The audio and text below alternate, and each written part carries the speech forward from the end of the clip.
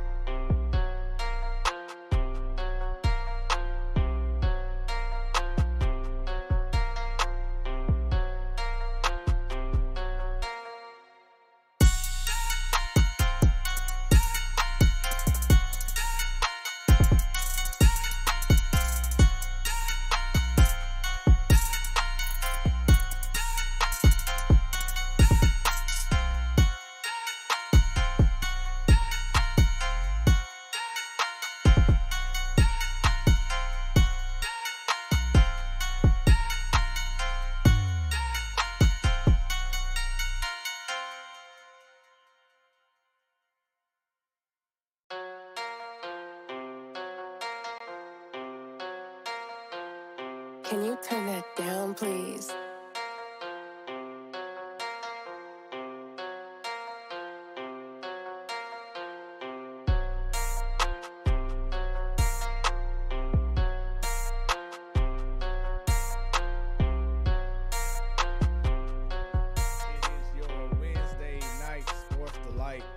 Platform Sports Talk Show, and bam, there we go. Your boy Smooth. It's your girl Bunny. When it's about sports. What? It becomes our business. Yeah, you gotta do it right now, right? And business just picked up. What is going on over there? Rockin' Morehouse. What's going on? Represent for HBCUs, you know, Black History Month, even though Black History is every day. Exactly. Going to highlight another HBCU. That's all. Do you feel that's the same thing with Valentine's Day? It's every day? Sure. You want it to be? Hey, you like it all? She said, sure. You know, Valentine's Day is kind of expanded now, not just for your boo or boo thing. You know, we use it for girls, Galentine Day, and got it for your babies. You get them little stuff, so they expanded it now. So right. Got to make sure I fix the brand. Make sure I'm even all the way around here. You know, got to make sure I'm ready for the peoples. All right. Like he ready to go do something in the streets. Got that black on, like black on black. Like, oh shoot. Hey, I don't know if they know, but tonight it's a blackout for a certain reason. You know what I'm saying? It's a blackout. You need your black mask and you in there like swimwear. In there like swimwear. Shouts out to Miss Williams. She says, hi, Fred. Hi, Bunny. Hi, Miss Williams. There we go. Stan is having some technical difficulties, so he'll be joining us later on. Stan, get it together. We know how it is, though. I understand. You know. Don't make St. Louis look bad already. You know, our guest is from D.C., but got much love for St. Louis, too, now. Don't have us looking bad already now. Hey, you know what? St. Louis always does it to themselves, so we ain't got to add nothing to it. Hey, it is what it is. It is what it is. I want us to do better. We'll be better. We'll get better. In due time, we got y'all. But other than that, thank you for tuning in. If it's your first time, thank you very much. We appreciate it. Goes down every Wednesday night, almost 4 years strong, coming up in April. Consistently, y'all. Not just when we feel like it, not just on different days. No, consistently every Wednesday. They say consistency is key. And that's what we're bringing you. Because you are consistent, brother. Because you're better than me. I see how my hair looking. I'll be like, man, I ain't getting on camera. Forget it. I got to catch them next week. Can't do it. Like, nope, I put a scully on, keep it moving. I'm here. I got you.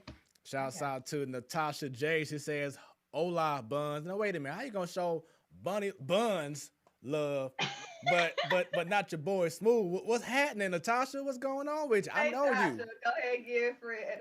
Come on, now show me some love, Natasha. You know, Tasha. No, it is all good.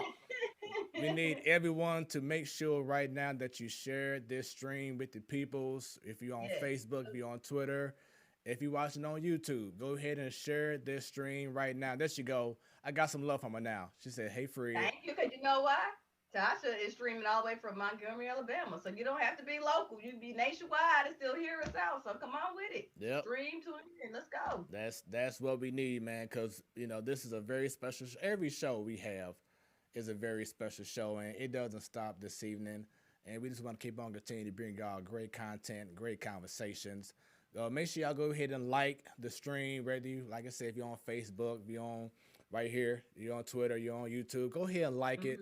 While you're on YouTube, we need everyone to make sure to subscribe. Click on that bell. Because anytime we go live, you and Tasha in Montgomery too will be notified. And her guest. You know she's somewhere right now. How is your little evening going anyway, Tasha? Thank you for tuning in while you're out and about. There it is. You know, I wonder if it's like, you know, real warm out there in Alabama. It's kind of like in the cool, you know, 50s, 30s, whatever in Alabama. Tasha? They triple warm than what we had here. So I get jealous when I talk to her. I'm like, what y'all got? Because you know we freezing. Man, so today, my job, I'm a trainer It's not like official, like it's on my paycheck yet. Hint, hint, hold me down. But I was asked to, to be a trainer, and this is my second class now. Been doing it since November. We had one training class from November to like January, and now we have another one late January to pretty much to March. And we kind of like have these icebreakers where we just want to get everyone going before, we get into the training. So the topic today was, with this weather being so cold, if we're in the loo, so it's like 15 degrees and snow and ice, whatever.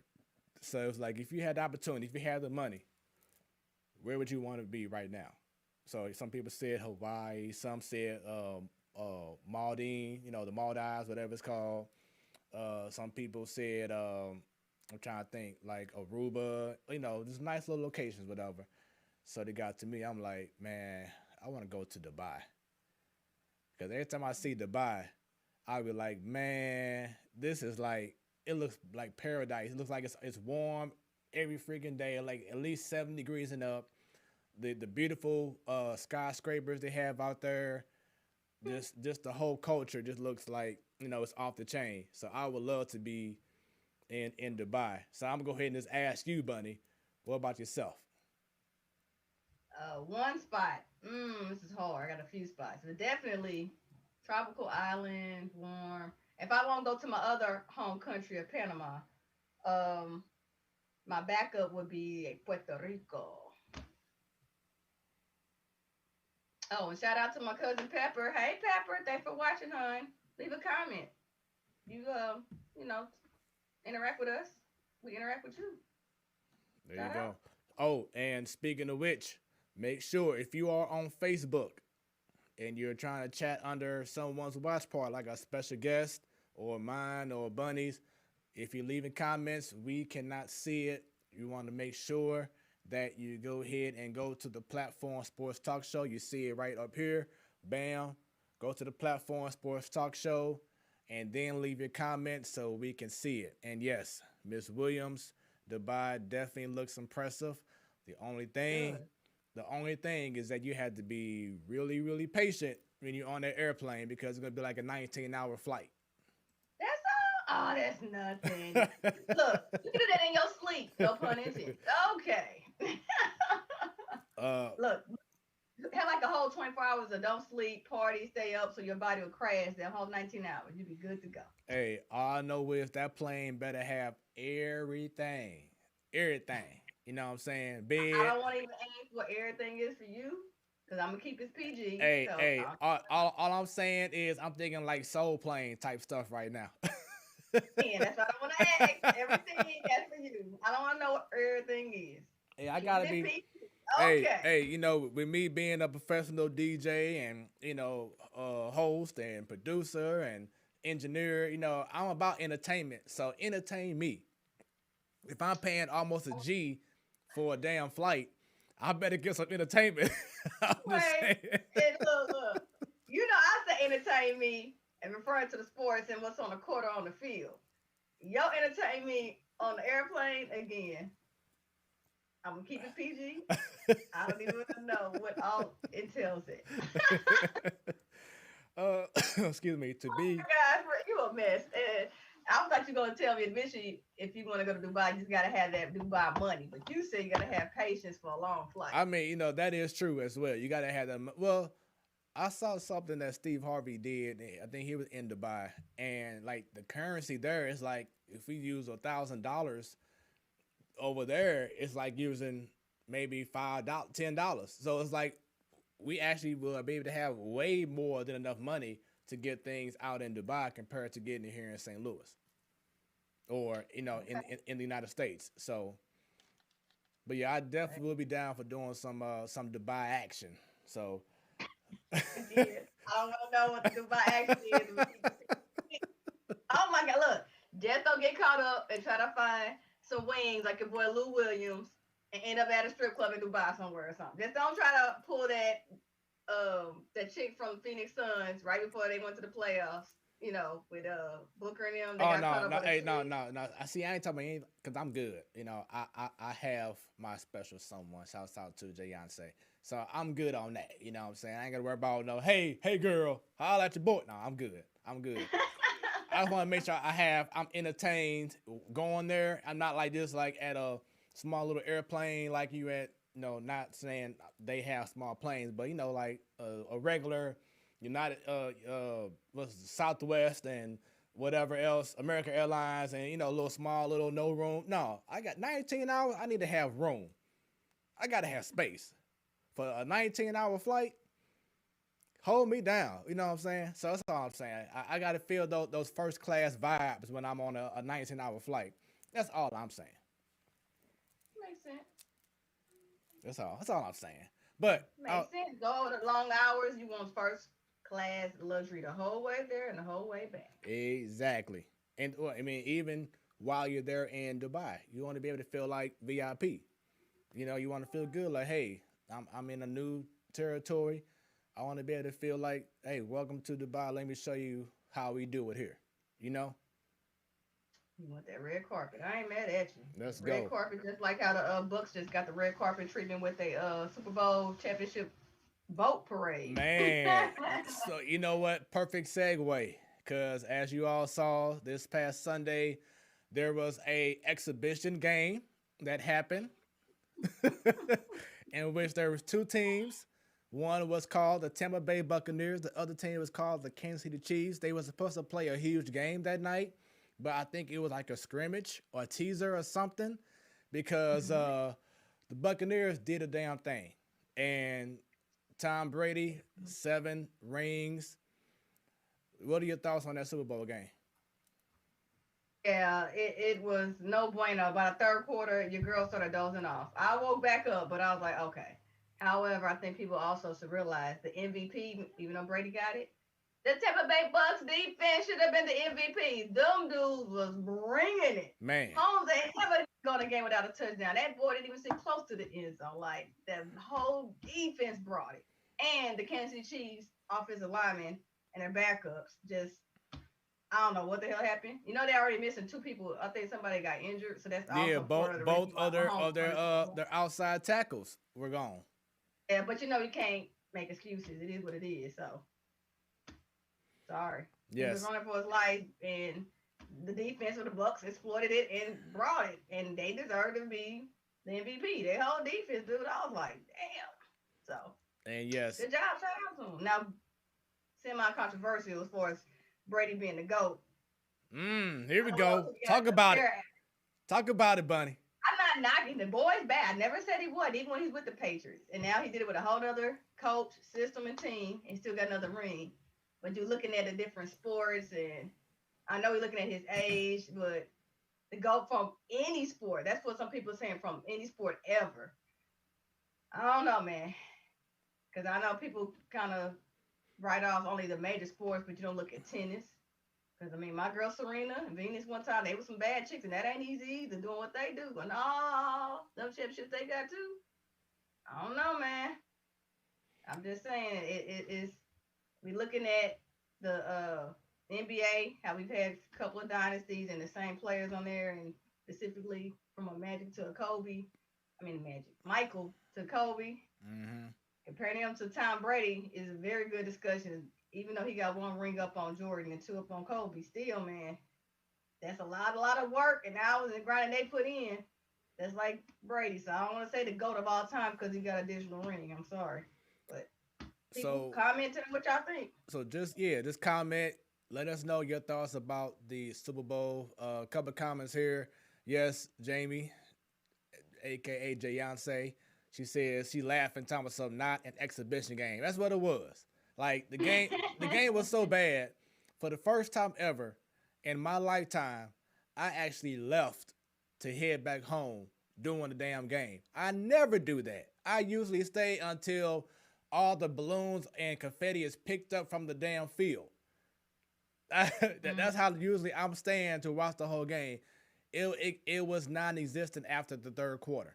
when you start realizing, okay, KC didn't have any more life in them. The Buccaneers took all their soul. They were deflated. Yeah. Deflated. And that's why I dozed off in the third quarter. I'm like, yeah. And something that I was always told as when I was a youngster, back in my Gateway Christian days, Coach Travis Rockins will always say, offense wins games, but defense wins championships. And that's exactly what happened.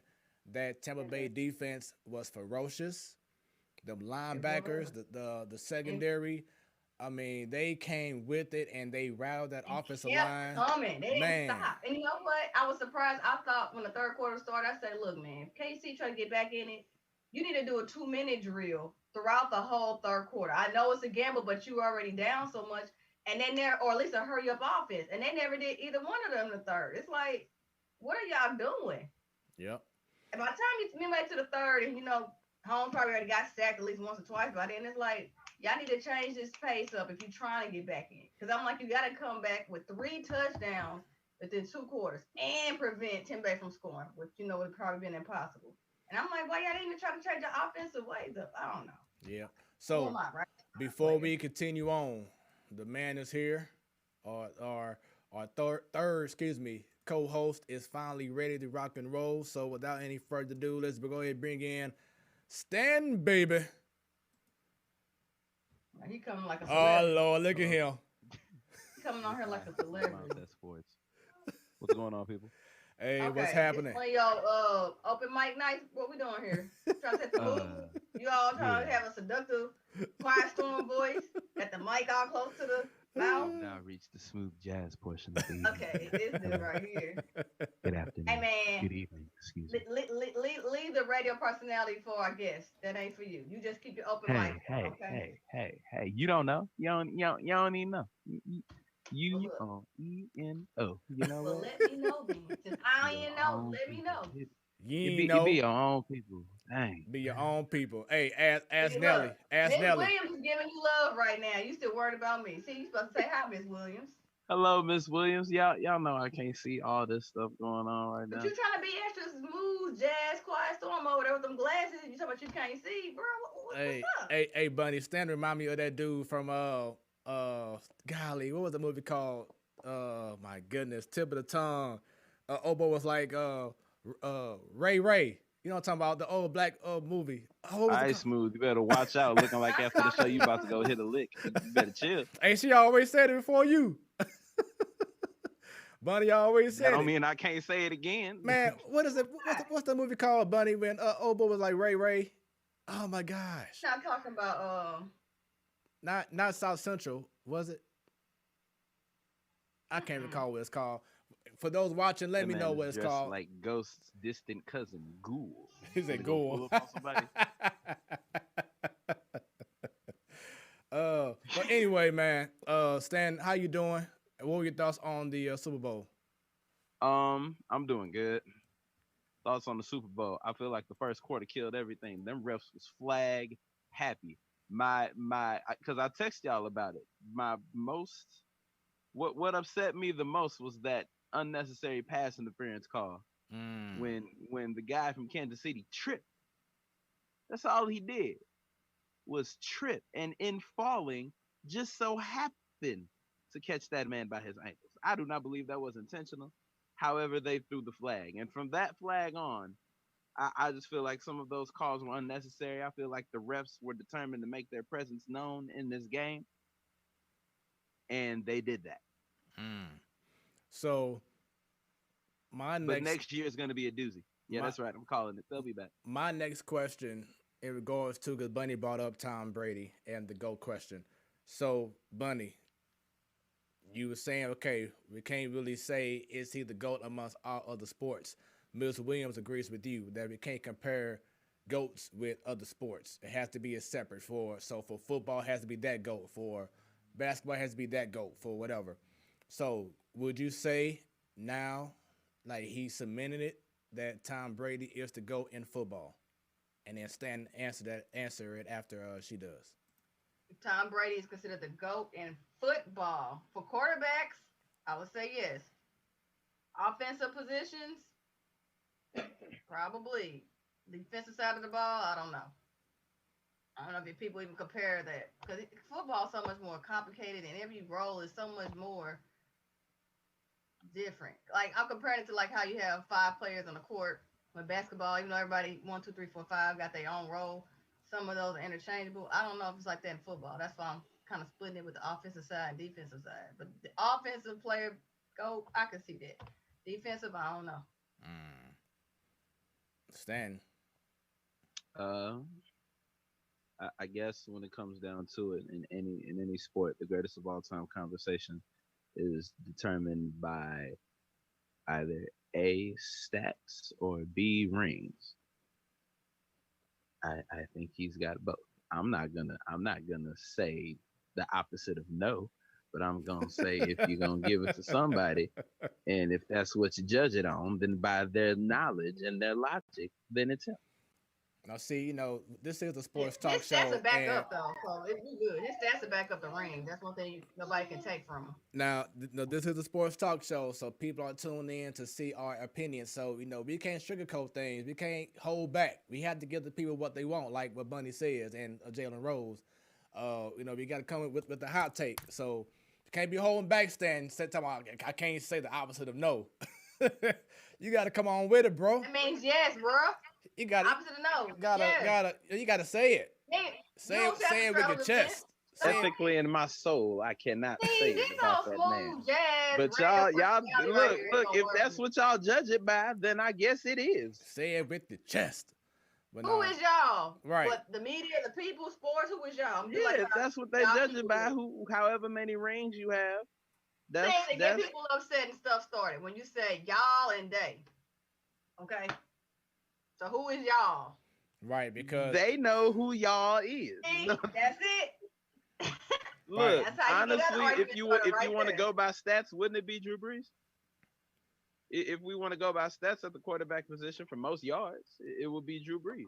If that's what we're going by, but since you're going by rings in that category, then yeah, I guess it's Tom Brady. Well, what's Peyton Manning's stats looking like though? I don't know, but all I know is they gave Drew Brees a piece of paper, laminated, I believe, to commemorate the moment. Not no fancy nothing, just a piece of paper somewhere in his office, in his home. So he got the piece of paper, so he to go. Or if you go by, but if you go by rings, then it's Tom.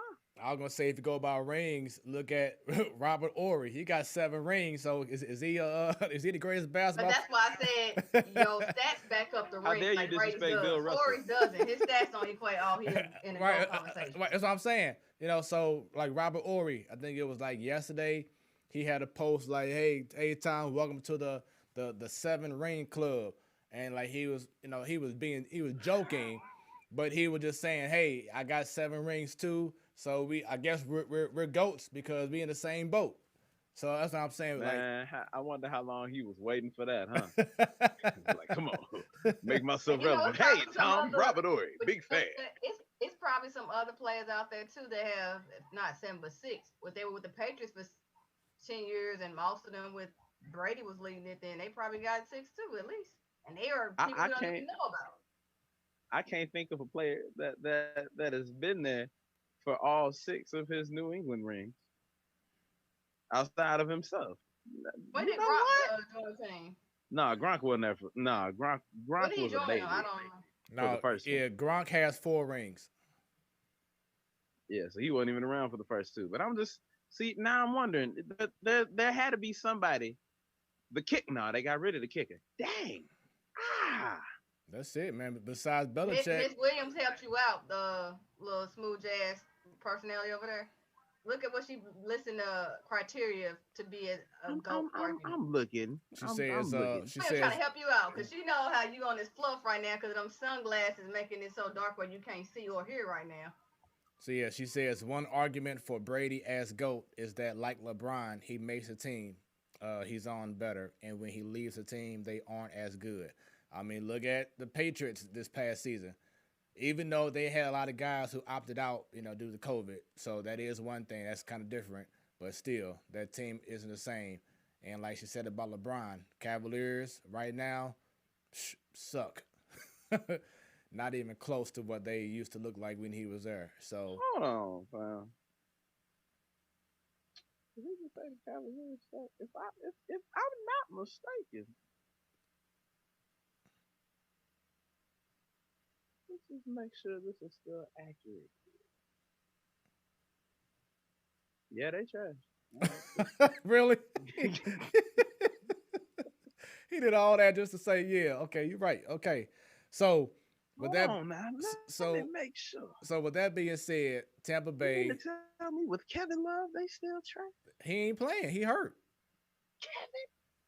But yeah, so with that being said, and he's still getting paid that fat contract though while he being hurt, and not put up numbers like he used to once LeBron left. He just good. Saying. Must be nice. Not to be injured, but to be getting paid and doing nothing. So So continuing on with Tampa Bay, or should I say, as I heard this past weekend, Champa Bay. So you had the Tampa Bay Lightning in NHL. They just won previously in the Stanley Cup. The Buccaneers just won this past Sunday. The Rays were in the World Series. So I guess right now Tampa Bay is like the sports title. I mean the sports city in the world right now, right? Or in the country. Who would have thought? No. How long do you think this is gonna last? Mm-hmm. If that's the case, then LA has a chance too, because LA beat the Rays and the Lakers already got their ring. Yeah. Come on. And they're gonna get another one. So yeah. Okay. Well, I mean, I don't know about their soccer team, but we know the Rams ain't gonna do nothing. They went to Super Bowl 2 years ago. So right, yeah. That's true.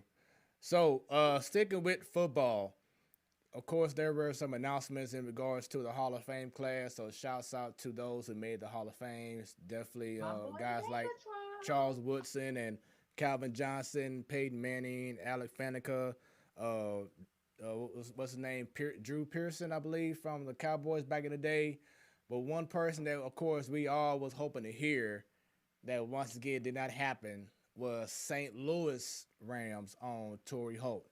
Do y'all feel that he got slighted? Do you feel it was justified? He should have been joining it with Isaac Bruce, man. He should have. I'm telling you. Do you believe that people are looking at the fact that at a point where he probably should have let his career go, he kept playing?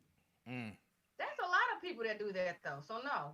And a lot of people that made it to the Hall of Fame in different sports, specifically football, have done that, and they're not slighted because they kept playing. But when they went to the other teams, they were still as dynamic. They were. Torrey was dwindling down by the time he got to, what was that, the Jaguars? I don't know where he ended his career. Where I know he went to. I think he signed the one day with St. Louis. If I'm not, I can find that out. I think. But he's not the only one though that has ended their career on the downward. Like that's why I know when people contemplate retirement, professional athletes, it's like how much am I wanting to play for the love of it or play just to keep my stats looking okay? You know, it is. He's not the only one though that played when they know they're not at their peak. So. That should not affect the Hall of Fame writers from picking them. So I don't know, but look how long it took Bruce to get in. We thought Bruce should have been in on the first jump. Right. It's like only two of them, which was Falk and Warner from the Great Show on Turf. And they Pace. got in on the first. Wait, did Aeneas Williams get in there on the first jump too? No, it wasn't the first one. I don't believe. Okay. But don't forget about Orlando Pace. I think he got in the Orlando first year Pace too. Okay. So look. The way the Chiefs line was playing, Orlando could have gotten out of there in his retirement age and looked better. Shoot. Bunny. Shouts out to Jessica Vassar. She says, I finally joined, Buns. Thank you for joining, hon. I appreciate you. Yeah, make sure once again that y'all share this stream right now with the peoples. Let's show love, not only to us, but our special guest who is coming up very, very soon. So get ready. Let's continue to go down this list, then we'll continue with more while we have our special guests on. Shouts out to Mizzou basketball team. I was stunned when Stanton got at me and was like, hey, Mizzou's legit. That's when you know it's official when Stanton. Oh, here you go. So you got to get the stamp. You are right. Set it off. Reboot cast member. Whoa. Why does a stamp of approval have to go through you? Mr. Smooth Jazz Quiet Storm Sunglasses I Can't See self. Oh, okay. Took the microwave, so I'm gonna lay low a little bit, but only a little. Can I say what's up? Damn! It's not a stamp of approval. It is a alternative to prior statements. Right. You know, because for a long time they were trash. And you know, they had a good game and almost showed that trash again, but came through with a block to save themselves. And now they're number 10. Now they're top 10. So I had to give them their credit when it was due. They dethroned the number 10 team, which was Alabama. You know, it was nice for Mizzou to beat Alabama in something. So you know, we got to take the wins. Kentucky, throw Kentucky in there too. Right. Finally got the big Kentucky basketball team. Yeah. Okay. I'm just saying, like, you know, Alabama. Look, Alabama, nothing. Mizzou versus Alabama, no, never. But you know, it happens. So we got to take it where we can. It's like, all right, cool. We got an Alabama win. So if we're getting an Alabama win, though it be in basketball. I knew Mizzou was legit before because you can't always go by rankings. It's skewed like Hall of Fame voting. Sometimes it's skewed. When they got their assets whooped back in January by Mississippi State, and they came back the following game, and I forgot who they defeated, and they looked like they brushed it off that loss and came back and won, and they were looking crisp and clean. I'm like, this ain't like the Mizzou team from the past, because last year before last, when they had a loss, it wasn't one and they won again. It was a loss, then another loss, then another loss. Right. Exactly, which is why I said they brush it off and win again. Tillman's playing so much better. Like, he doesn't do the foul troubles anymore. Like, it's definitely a 180 from Tillman of last season and Tillman of this season. Yeah, he finally grew up. Smith brothers. Well, they're not brothers technically, but actually 3 Smiths, but 2 of them.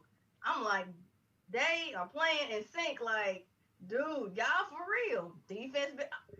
And, you know, I watched Mizzou when they were losing because I still want to support Quanzo Morton. Shout out. He's been a guest of ours before. And, you know, his first couple of years, it wasn't his fault when we had the highly recruited athletes, the Porter brothers being injured. But, you know, recruiting still doing well for him. And you can tell now, like, he's coaching them and that you can see patience. Like, I know people were ready to be off with his head after 2 years, but you stick with the program, somebody got their plan, just trust the process. I know it's cliche, but you can tell it's working for him. That's correct. It works everywhere except for where trust the process was birthed. Ain't that something? You talking about Philadelphia? Well, I mean, because Philadelphia is number 1 in the East right now, so they doing a damn thing. I take it with a grain of salt. I treat Philly like I do the Clippers. I'm so like, whole season come, baby. You just coming for your fellow. Like, it's wow. Boy, you've been on one today. Ooh-wee. Oh, man. Only on need a stunt double. That's all I need. That's one thing I've been on looking for, a stunt double. I see. Good Lord. Hey, this is what? It's unfiltered, but it's just speaking. You've been on fire. Whoosh. Right. Like, you've been going. Call her dragon. Call her dragon today, boy. Man, hot. Hey, but okay. We love it. That's what this show is about. So Mizzou in the top 10. The Porter brothers, I was like, oh, boy, Smooth used to live by the Porter brothers and die by the Porter brothers. And he did more the latter than the former. The savior for the Mizzou basketball program. And especially he was like, here you go. I mean, but look at how Michael Porter is playing in the league right now. That don't mean nothing to you, Mr. Hopeful for Mizzou. Look, he doing that now. You wish he did it then. He could. Right. He could because he was hurt. You know what? We don't have a Porter with Mizzou Tigers now, but look what Quanzo's done with that squad. That's why I said you could tell his coaching working and trusting the process. Right. I'm just saying. The coaching was trash. You look, even people want to be off with Quanzo's head because Porter got injured. That's one player, but he was gonna make a lot of the offense, and then it went crashing down. They were not looking good. He didn't even recruit the first. He got Porter, but some of the other people on the squad he didn't get to recruit. They were already there when he got there. But all I'm saying is, people were still looking at Quanzo, this your fault. You know, it's easier to blame one person than the whole team or whatever. So it's like, oh man, we should give up. 2 years into it. That's the kind of mindset a lot of fans. But if you have a good athletic director, since we're talking about college, give people time to build up that program, do what they need to do. Yeah. I want to look at Texas, Shaka Smith. We'll get to that next week more. But correction, Bunny. You mean Shaka Smart? I mean, Shaka Smart said Shaka Smith. Shaka Smart, thank you. And they were trying to be off of his head. And I'm like, wait a minute. Everybody don't go go right 1 year off with their head, get rid of them. I'm like, hold on.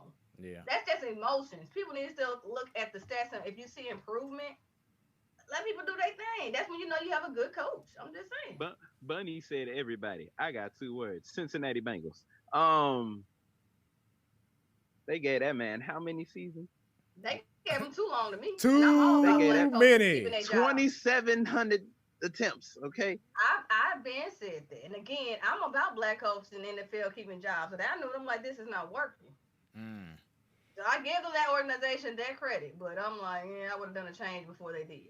It's like shout out to the Bengals for trying to be the poster team for equality in the coaching position, but you can let that black man go. Right. They won't be mad at you. He wasn't that. You ain't gonna get no uproar about that. Go, but do him like the other coaches that get fired. Let him be hired somewhere else. That will take. Did he get hired somewhere else? He hasn't. But when you look, white coaches tend to get fired and they get recycled to the coordinator position or head coach somewhere else. So I just said I want that equality. All right, so we have some more things to discuss, but the time is now. Stan, I know that when you found out about our special guest, you were like uberly excited as I was. So if you don't mind, man, if you can go ahead and do a nice little introduction for our special guest, because don't do this to me, Smooth. Hold on, wait a minute. Wait a minute. Personality, don't do it. Hey, buddy, chill out. You know what? Let me have this. Yes, it is 41 past the hour. You are listening to the Platform Sports Talk Show. You are also watching us. I am standing along with Smooth and Bunny, our special guests for this evening. Ladies and gentlemen, we have the true definition of a St. Louis legend on the show tonight. Another one. This man was a part of my childhood every morning, knowing that my mother wouldn't like it. I in the bathroom radio, I would listen to a radio station. I don't know if we could say it on air, so I'm not gonna say it. Listen to a radio station to hear this young man and his morning show with an incredible crew, including the late great Mr. Tony J. So definitely wanted to say that. So, ladies and gentlemen, it gives me great honor. It's a great honor, and it gives me great pleasure to be able to introduce our guests for this evening. Ladies and gentlemen, the one, the only, Mr. Craig Blac. Man, come on. Yes. And there he is. Black, wow. Blackity black. That's how we do it. I appreciate that intro. Thank you. You said I miss hearing that on the radio. Oh my God. He said a legend. What the hell? I ain't no damn legend. Hey, man. Look. And you make me feel old, man. I was about to say the same thing. All I'm saying is it was at a time where there were so many. There was the syndicated morning shows. Like my mom would listen to Tom Joyner in the morning, but me in the bathroom, I'm listening to Craig Blac and the Hot Morning Show. Okay, morning show was hot, baby. Dang. Wow. It ain't last too long. Look, it was hot. I ain't gonna lie. I ain't like the replacement for a minute, even though it was who it was. I ain't like it. I was like, Wasn't your fault. Yeah. Everything's syndicated now anyway. I miss that local people here. You know what I'm saying? Yeah. Like, it's true. Man, that's the radio bitch. You know that's how radio is. Right. That's what they do. You in, you one out. One day you're here, one day you're not. Exactly. Hey, and that is radio TV too. We've had a couple of guests on here a few months ago that was on TV big time, and they like, damn. That's the business. This broadcasting business. You want to be in it, you gotta be versatile. You gotta be able to move fast on your feet because it don't last long. It's like the NFL, not for long. So even with a contract, it's still not for long. Like even with a contract, not for long. They will pay you out. They will graciously pay your contract out and let you walk. But like deuces. But they keep that non-compete because they don't want you to go across the street. That's messed up though. Cause it's like y'all get rid of me, but then I can't go across the street. How I'm supposed to eat? I gotta go out of the state. I gotta go out of the country. Hey, some of them do. But most of the time, non-compete's only for like 6 months. It depends on who you are. Let me stop that. It depends on if you are a name like let's say something like a Donnie Simpson or Steve Harvey. Their non-competes probably are like a year or a year or two, something like that. Probably even longer than that because they don't want you to touch their market once they let you go because that'll drag ratings down. So on that other, against that competition. But mine was only 6 months. They didn't care about me too much.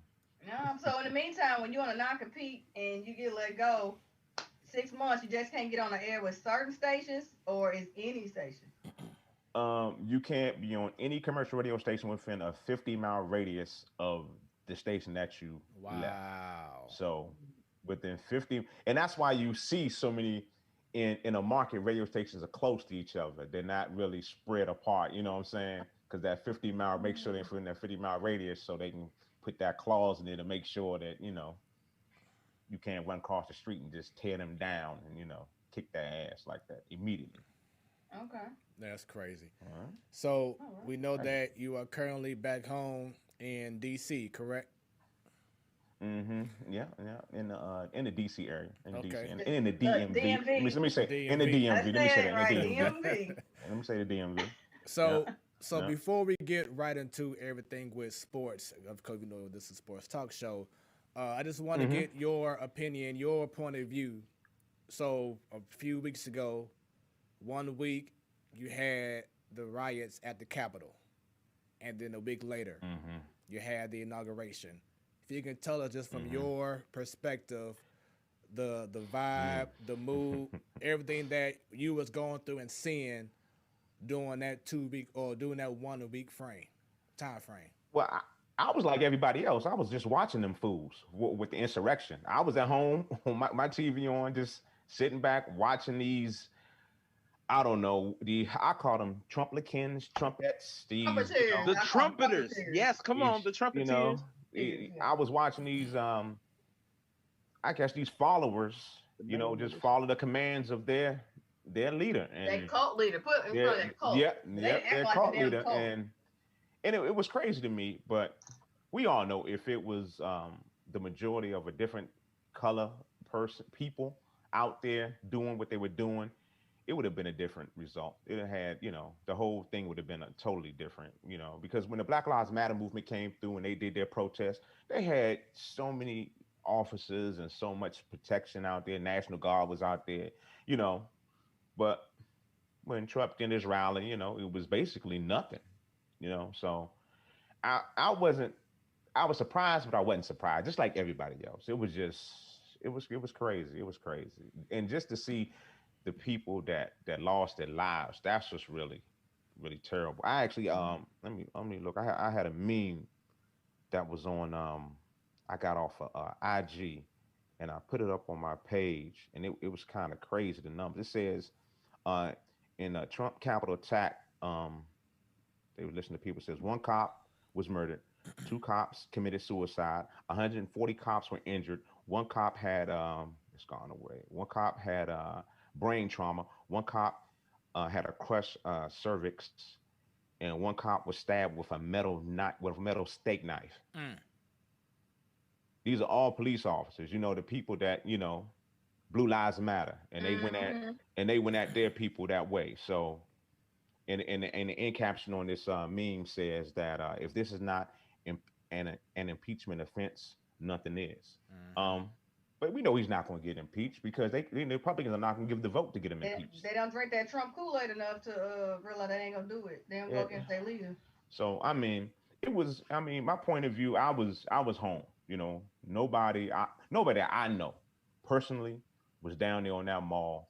I saw more of the shout out to my St. Louis people, STL, real STL news people. I saw more clips from them on the mall, people. They were having people out there than anything. You know what I'm saying? I was like, STL real news. They doing their thing right now. They everywhere too. Happening. They are there. Shout out to my man Cam. That's my dude. That's my man. I was like, man, they out there. But they better than me. I wouldn't have went out there for nothing. But they some soldiers for real. It was what it was.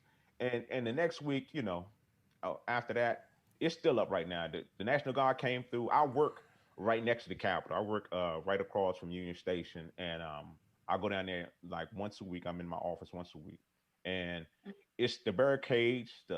They have minimal National Guard out there. It's still up. It's still up. They still got it on lockdown. Streets, some streets are still blocked off, not all streets, and I guess the threats are still there, so they're not they're not playing around. So you know what's crazy though? Thinking about this now, everybody swore, not everybody, but enough people thought when President Barack Obama was in office that he would be assassinated, all this and that, all the death threats he got, and all that high security wasn't around per se when he was, had his inauguration. But now you're dealing with after this quote unquote insurrection happened, they gonna be like you said, they got National Guard still out there, certain streets blocked off. Now I was like, how you go from this man Obama all these years and all that he had to deal with, and now you got people that are privileged working in the White House or before Trump was in there doing all what they were doing, and it's like almost night and day to me. Like with the security level, I'm like, all of this after that, but when Barack, he ain't get none of this. Like, how y'all don't have even the I would thought, not being a DC native, but I've been there and by my own stuff, I would thought that security would be higher than what it is until it's happened. It's just so real to me. We all know why the security was what it was. Exactly. It's terrible. You have to kind of laugh at it, but it's like we understand why. Once again, if it had been a lot of black people or people of a different color out there, it would have been a lot of security out there. It would have been a whole lot of security out there. It would have been a lot of National Guard. The Secret Service would have been a different type of way. It would have been totally different. And it's just sad to say that, but that's our country. That's our country. That's the United States of America. And we just had a chance to actually watch them. The world, I should say, had a chance to actually watch America show its true face on that day, and they got to really see what America really is. So exactly. And they're privileged people that got too much time on their hands to be complaining about something from a cult leader. Exactly. So now, straight up fools. So now, on the other end, how was it in regards to the inauguration? It was nothing. It was not. I haven't heard about a thing that went wrong with an inauguration. So it was, like I said, National Guard was everywhere. I mean, I have two friends that actually work with me that are actually part of National Guard, and I didn't even know they were. To tell you the truth, I had to hit them up on. I saw them put a post up on Snapchat and IG, and they sitting in garages, and because they had to sleep in the garages at the Capitol and whatever. And I was like, "You a National Guard?" He's like, "Man, I'm glad you're safe." He was like, "Man, ain't nothing going on out here right now. We just watching and maintaining." I was like, "Okay, cool." So it wasn't. I don't think anything was bad. Once again, I wasn't out there, man. I was home. Okay, I wasn't nowhere near that. Okay, I wasn't playing that. I wasn't going nowhere near it. wasn't gonna be a part of it. Nope. I watched CNN. I watched Fox cry all day. You get one against the other. Yeah. They need to have a celebrity death match or something. they go at it, boy. CNN versus Fox News. CNN versus Fox News, the way they go at it, boy. I just kept flipping back and forth, boy. So should we call it fake news sometimes? Ain't that what that old cult leader, when he got mad at them, he called them fake news too? And I'm sorry, Stan, did you have a question? I did not have a question. Unless you're going to save my comment off the air. I'm keep that to myself for the integrity of this show. I'm just going to leave that alone. But yeah, we're just going to move on. I think we gave this man enough attention as it is, because even with this impeachment, I think we give him too much attention. We give him too much right now. Let's let him just fade away for this next 4 years, and let's just let Biden and Harris do what they say they're going to. Let's hold them accountable to do what they said they're going to do right now. Let's let him just fade away for a minute. I'm hoping, I don't know what the stipulations are, but I'm hoping they do make a move so where he cannot run again, so we don't have to go through this craziness again. But I just think it's time for us to just let it go, because they spending all money for this impeachment, and we know they're not going to get the votes because those certain Republicans are not going to do it. So I'm done with that dude. Hey, we all on chance. We all are. Fade away. He done ruined the country enough. He done, Yep. Let's see. A couple comments. Actually, I'm sorry. Go ahead, Stan. I'm like, is it bad that over the course of the 4 years that there were random spurts where I remembered he was president? There was more time spent not remembering the fact that he was, and then just every now and then pop up on the news when I do watch it. President Trump, be like, well, I'll be damned. That really did happen, didn't it? Like the last 4 years have been nothing except like, wow, that really did happen. Yeah, it's that They really crazy. did that. We had that nightmare. It did happen. Yep. And Man. we have survived. Thank you, Lord. Mm-hmm. Mm-hmm. So a couple comments. Jessica Vassar says he probably ordered the police to stand down that day. Other than that, see Miss Williams, I have relatives in England and friends in other countries, and they think we've lost our minds. I can see why. Then Jessica says, no, she was laughing at something that you said earlier. Then she said that's why they drew up the impeachment article so he can't run for any other elections. And then Ms. Williams says the only way to prevent him from running again is to convict him, then vote to bar him from holding office. So we'll all will stay tuned for that. We'll see what happens. We don't know, but as we said, we're going to move on. No more attention to him and to other politics because this is the Platform Sports Talk Show. I am your boy Smooth along with Bunny. And stand, baby. I let her get it because I knew she was gonna do it. I was like, just go ahead, just do it. And we have special guest. Craig Blac, that's me. There it is. That is you. Good job. Good job. All right, okay, all right. I got jumping in. No rehearsal, no rehearsing anything. He's ready. That's when you know he's about that radio life right there. So right. You never forget it ever. And it's Jessica, in the blood. It's in the DNA, man. You know that radio was that's a terrible drug sometimes, boy. But, so I love it to death. So Jessica, we're gonna hold on to your question until later on, but we definitely got you. So definitely stay tuned for your question about the Lakers. We definitely got you coming. So question that we like to always ask our guests, when will you say career? Because we see that you are a sports addict. So when will you say, what age did you develop your love for sports? Oh, young, because I can't probably between 6 and 7 years old because, my mom had me in the boys clubs. We Green Meadows was called in my area of Maryland, in the Hyattsville, Maryland area. That's where we played. And it's funny, we had one of my friends, we just talked about baseball when we was playing for Green Meadows. And that's where it started, it was baseball first, and then it became some basketball. I didn't play football until almost 6th grade and played sparingly.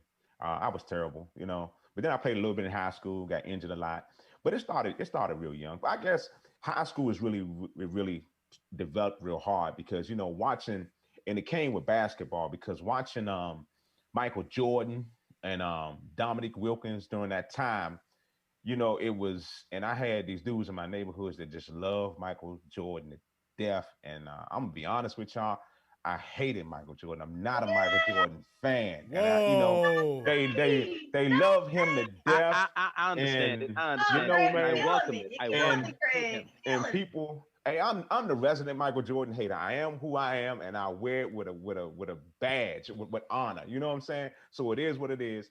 And it grew from my friends growing up because they were so much into Mike. I was like, and I was a Dominique fan. Dominique was terrible. He wasn't terrible, but he never won. You know what I'm saying? Dominique never won nothing. But I just had to go somewhere else because I just couldn't like Michael because these guys were just they drilled it in me. And I gotta say, rest in peace to my man Shorty. He passed a while ago. He was one. And his brother Booby, man. Booby's still around, but them dudes, boy, they look, I can still tell how the imprint that has on you, because you talking about like it happened yesterday. They told you they love Michael Jordan dead, and you was like, but that's where it started. That's where my Michael Jordan. Like it was yesterday, they were just talking this to you. Yeah, that's where it started at. But then me and over the years, once I learned a lot more about Mike, then it increased. It increased, after watching The Last Dance, y'all saw it. Y'all saw it. So Okay, I got 2 questions. One, St. Louis, we are baseball town. Yeah. You said you first started with baseball. Did you have an icon? Growing up in St. Louis, we always have Cardinal icons to look up. Did you have one?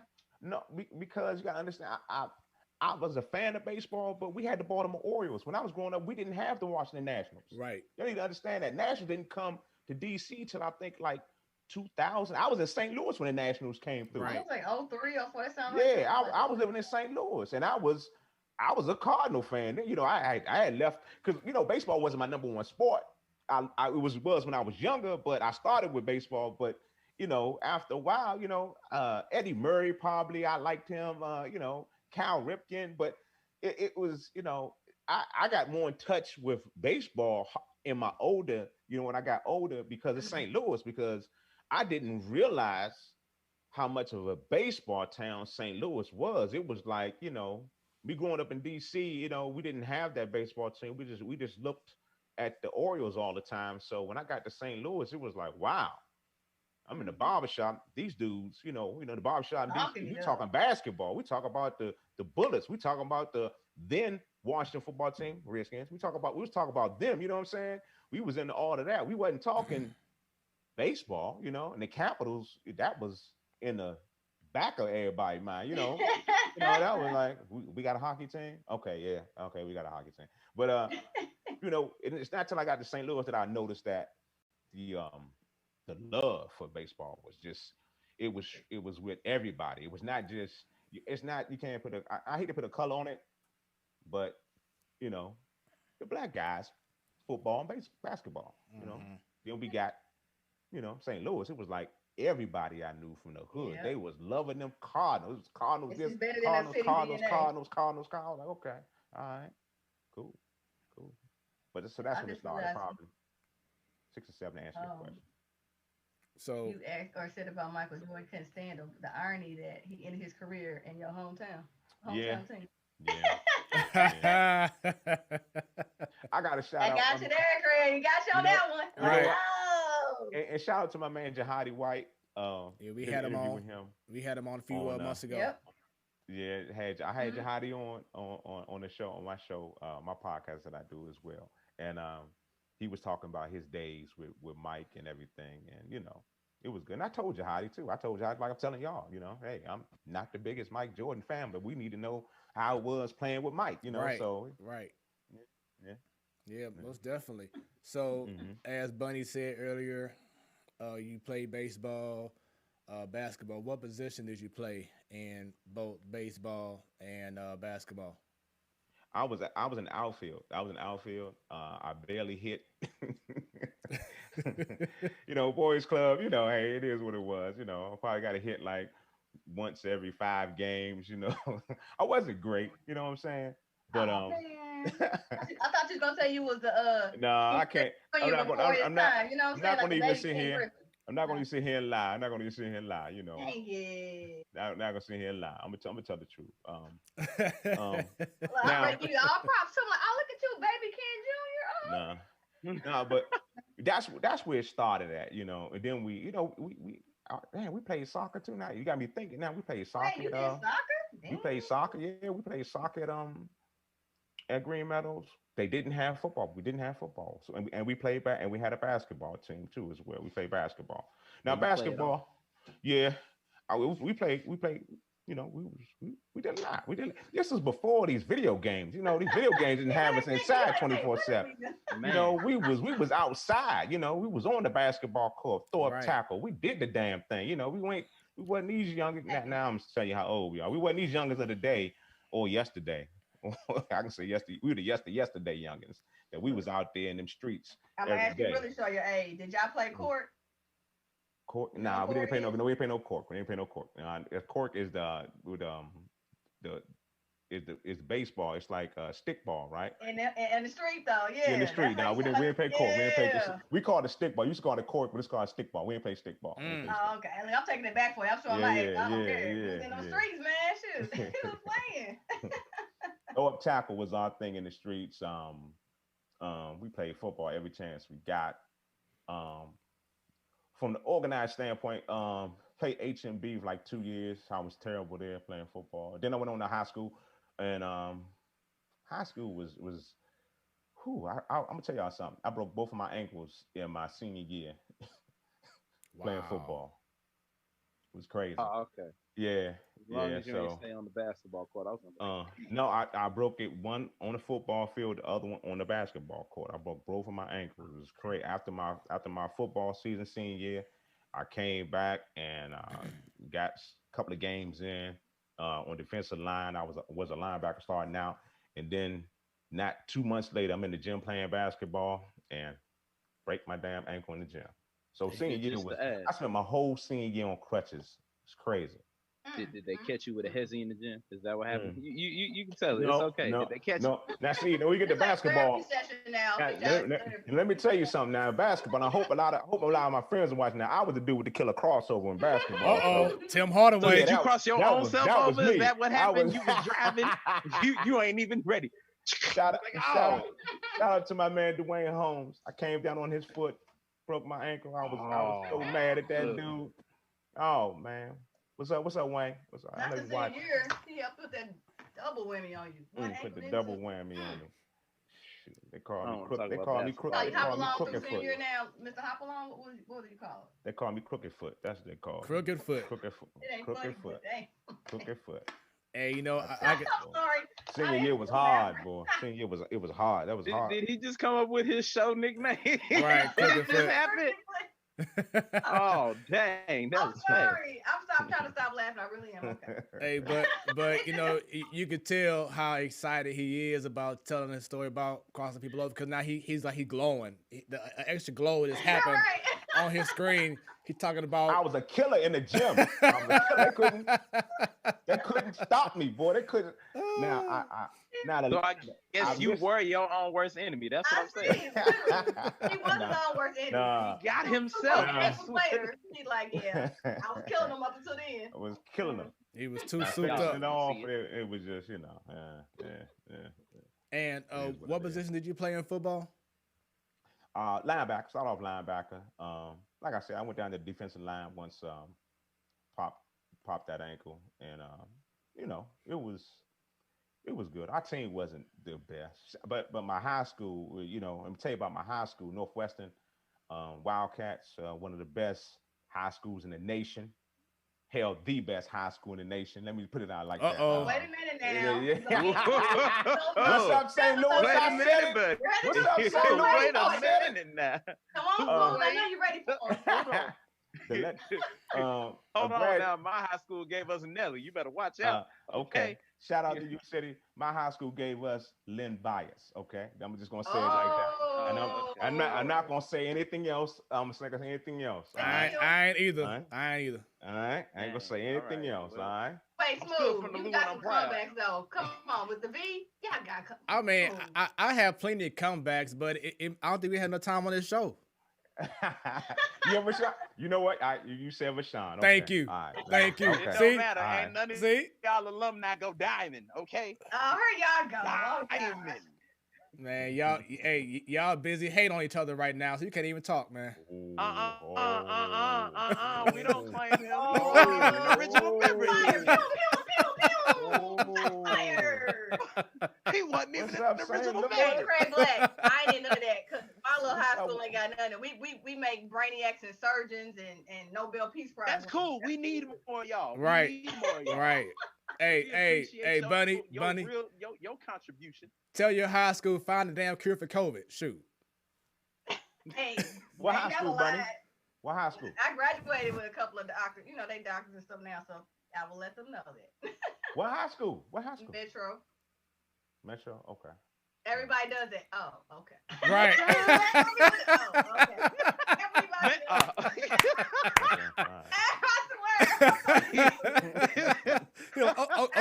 Okay. Metro.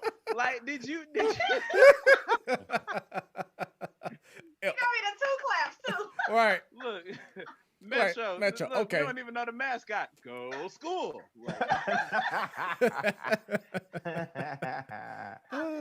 Metro. Hilarious. Did you hear his excitement die down when you said the name? He was like, what high school? Metro. Oh, okay. Oh man, once again, this is the Platform Sports Talk Show. Y'all watching right now. Thank you very much. Share the stream, like, and share that stream ready on Facebook, Twitter, YouTube. Show us some love in the club. We getting it in with Craig Blac. So, You heard about you as the athlete, breaking ankles, breaking your own ankle, the whole nine. Crossover. The crossover. There's a lot of hating going on. Some of my partners are really hating right now. I know they are. Craig crossover. Okay? Right, you got to emphasize this move. You can't mess it up. It was killer crossover. Killer crossover. No, it's the Killer Craig crossover. You got to put it. It's the KCC. Hey, the Killer Craig crossover. Killer crooked foot crossover. Okay. Hey, all I know is that Tim Hardaway has nothing on Craig Blac. That's all I gotta say. You know what I'm saying? I taught Tim everything he knows. You ain't have to bring Tim. Y'all got too many jokes for me, man. And for those once again watching on Facebook, for those watching on Facebook, if you're watching do the watch party and you're leaving comments for Craig or myself or Bunny, make sure that you're leaving all the comments under. Damn. No, because we already know why you ain't on social media, so I ain't gonna say it. So anyway, exactly. Right. I mean, I can't see it in the little YouTube thing. They show the Facebook comments on here. Exactly. Right. Bro, it's all or nothing. Don't be trying to Look, these are the social media lights that matter. Okay. You ain't lying. So clearly. With that being said, if you're on Facebook and you're watching through the watch party, you're leaving comments. We can't see it unless you're under the platform Sports Talk Show. We want to make sure that we are seeing all your comments in regards to our special guest, in regards to topics in general. We want to see all your comments. We don't want to miss anything. We want to show this man love throughout the whole broadcast. So go to the platform Sports Talk Show. If you're on Facebook, go there right now. Leave your comments. Be like Miss Williams. She's always on it. She on it like doggone it. There you go. Bam. In that order. Wow. You know what? Okay. All right. You like it? I love it. All right. On it like doggone it. Like you know doggone it. That sounds like a spelling bee example. I love it. Hey. There we go. What she said. You better listen to her. Yeah. She ain't playing no games. I see you, baby girl. What were we? I forgot the question. Smooth. So ask her. She know where we was at. Right. So Craig, tell us about your time in college. What school did you go to? Oh, Bowie State University, BSU. Oh, HBCU. Okay. HBCU. Yes. Established 1865. Yes, all Bowie State, right. baby. I like to hear that. That's right. One of the oldest HBCUs in the country. One of them, and right behind yours, my LU Lick University, founded in 1866. Okay, well, dang, if we talk about HBCUs, what about Harris-Stowe State University, which was founded in 1857? Come on. Oh, and the only HBCU in the St. Louis area, because what y'all not gonna do, okay? Talk about the oldest. All right, young. I said one of the. Not the youngins. One of the. Okay. Here you go. We old. Bowie State University. Shouts out to Harris-Stowe State. I went there as well, so shouts out to Harris-Stowe. The high school. But anyway, don't do that like that. Yeah, Harris-Stowe showed a lot of love my time in St. Louis, man. Love Harris-Stowe State University. Big shout out to them. That's what's up. So, did you go there on the scholarship, or you just saw the college like, I want to go there? No scholarships, nothing like that. No college. I'll be honest with you. When I come out of high school, I was like any other teenager. I didn't know what I wanted to do. Didn't know where I wanted to go, anything like that. I was firmly guided to go into Bowie State University from my sisters and my mother. So, and the great thing about Bowie State and going there, once I got there, it was like I look around and I see so many people from my high school and from my neighborhood there. It was like, okay, this is going to be a good transition because I see people I know. I was, it was familiar faces. So once I got there and, freshman year, it was, it was a ball. It was a blast. I ain't gonna lie. College first couple of years, I partied my ass off. If you want to understand, okay, had a good. I partied so much they told me I had to leave for a while. You one of those, Craig Blac? One of those? So they said, Mr. Shields, you need to take some time off. Look, do some life reflection on what you want to do with yourself, sir. Yeah, because you're having just too much fun here. So, that actually helped me out in life a lot. That really showed me a lesson. That showed me a lot of responsibility because I was going on my mother was paying for everything when I was in there. So once that happened, once I got sat down for a minute, she cut the cord, pulled me out of that, and I saw the reality. I saw that okay, I'm out here working 3 and 4 jobs, doing construction, doing this, doing that, trying to make some money and all that. And I finally get a nice little full-time job, and I take myself back to school, and I'm paying all these bills to be in school. You see the reality of it. So it taught me a lot. So and they did a good thing too, because before they kick you out, they put you before a whole a committee, and they sit you down and they tell you why you're doing so bad. And it was like, and that's about what HBCUs do. It was like that family atmosphere then. I had teachers and advisors that cared a lot, that gave you that, they were speaking to you from a point where, Mr. Shields, you can do a lot better. We're not gonna let you sit here and waste your money and waste time. We're gonna, they put me out for a year, but it set me right back after a year, and finally graduated. But Okay. I So love let me Bowie ask you State is this. my school. Big shout out to Bowie State. They within that Maryland University system, and the school is growing. The school is, when I was there, we probably had like 4 buildings. Right now, the campus is phenomenal. I mean, We we say it was have that like small? 6 Huh? Say it again. It was that small at one time, Yeah, just it was four that buildings? small. Yeah, Bowie State started off as a teacher school. It was, and now it's you walk up on that campus. I can show you pictures from when we were there in '89, and now it's like it's 2 different places. It's just Just like incredible. Harris said. Yep, Yeah, it's it sounds like incredible. Harris Stowe. That's Yep, probably why you yep. give Harris Stowe so much love, because remind you hmm who we say. They building Hmm. up. They building up. So, They're getting that money in these HBCUs. Yep.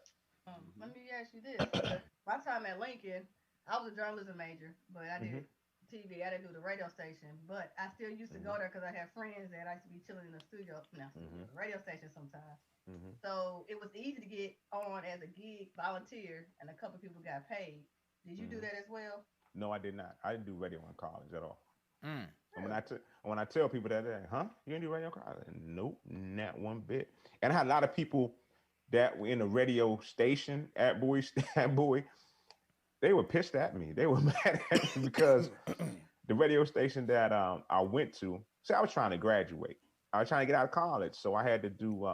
My last requirement was to do an internship, and I was in journalism and a minor of marketing. So I wanted to.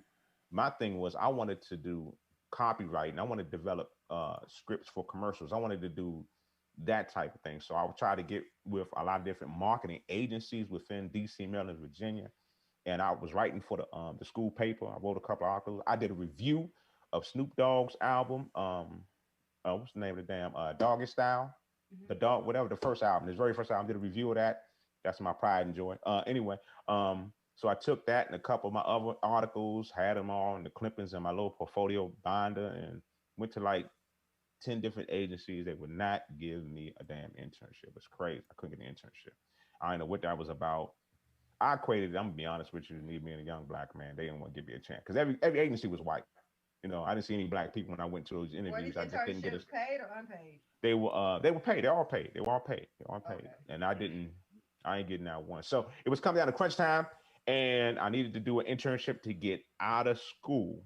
So I would talk to a couple of my friends, and they was like, you know what? You need to go to the radio station because they'll give you internship right now if you Hmm. walk through that door. Oh, I'm Because telling they always looking for help at a radio station from you. a Yep. college kid. They will work you to death.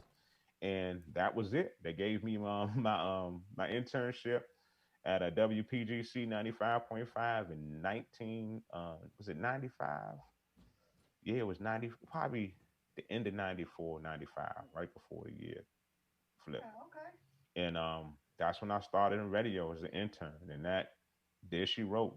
There she wrote that bug hit me, and I wasn't doing nothing else but radio for a long time because As they you know say, the rest is history, I huh? got a piece of that crack, and I couldn't get away from that rock.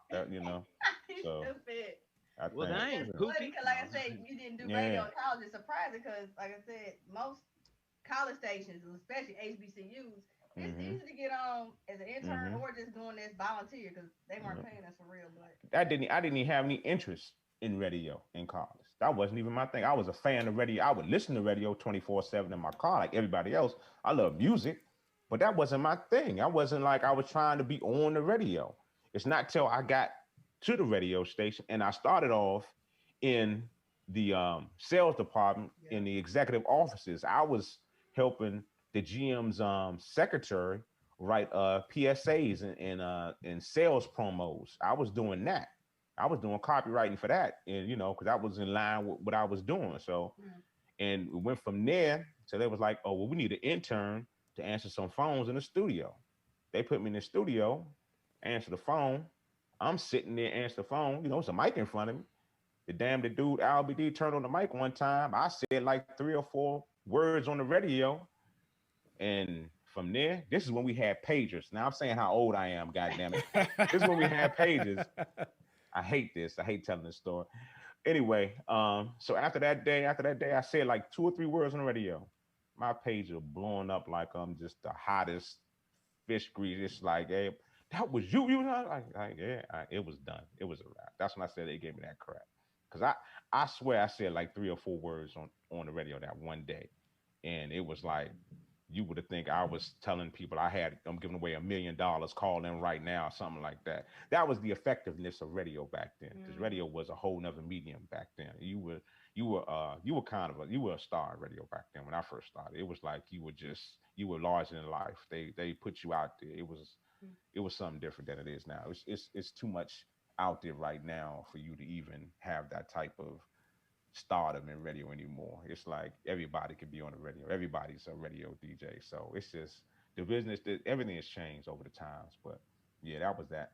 I was like that Pookie boy. They gave me a little bit of that crack, and I was running back to that mic, man, like you said. So would you say prior to you getting onto radio, that you were like you had an outgoing personality, very sociable? No. It's crazy because I'm not that. I do it from when I'm on. I'm not that, behind the scenes, my wife, we laugh back and forth, but I'm not, if we're in a crowd of people, I'm not the one that's making all the noise. I'm not the one that's garnering everybody to talk to, you know what I'm saying? I'm not that personality. I'm not that personality unless I have to be that personality, but it just wasn't, I'm a reserved type of dude. And I guess that's why radio was it was a shock to me, because I couldn't believe people were gravitating to me. And that's what I was like, wow, people really, they recognize who I am. They like, okay, all right, cool. This is something here, and you trying to pay me? You gonna pay me to do this real quick? So okay, I'm with it. Nah, I wasn't the standout type of guy. I was really reserved. I'm really behind the scenes. I'm really low key. But when it comes to, actually when the mic turns on, that's when I turn on. When it's time to, to talk some of that good stuff, then, I talk it. Let's go. Let's do it. Let's have some fun with it, Right. So a couple of comments. Jessica, going back to the college and high school days, she says, LU, stand up. Then Jerron Sutton, he says Metro had them chicks though. Is that right, buddy? Metro, go. The girls that go there. Like, hey, honestly though, as far as people think it's only squares and little super smart people there, we were down to earth women there though. The black women at least, we were down to earth. She said. I ain't even gonna ask that question. The black women at least. I'm gonna let it go. Ooh, I had to let that question go. Mine's younger than me, so I can only speak of the time when I was there. But shout out to Jessica though, because we were at Lincoln at the same time. She was our head editor of our school newspaper, so she was a journalism major like me. So she ran our paper. We had some funny stuff, including 21 questions. I remember back when 50 Cent came out with that song. Yeah. 21 questions. Oh my gosh, hilarious, classic. Anyway. Good old days. And then she says, when you was referring to your homecoming, I guess, Craig, you was talking about your time at homecoming. She said he let his homecoming be his home going.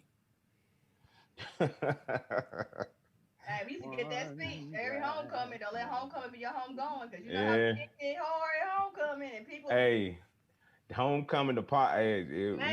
We had some legendary like, party. Such and such? He gone. He gone. We had some. I tell a story. We had Tupac and Biggie perform. This is how when I was in college, we had Tupac and Biggie perform at our school at Bowie State on the same stage, and this is when they were cool. This is before all the East Coast, West Coast kicked off, and Biggie was just hanging out with Tupac because Tupac was the headliner, and we had who else we had? Who was them dudes that do the Funky Child? Was that Food? I'm going way back. Is I forgot. Was it Das Effects or was it the Lords of the Underground? That's the other cast. The Lords of Underground, and we always had a go-go band. I don't know what go-go band was there. You know, we drunk as I don't know what. So I hate telling the story because I'm gonna be honest with you. I was drunker than drunk. It's homecoming. We having a good time. You know, we drinking and you know, having a great time.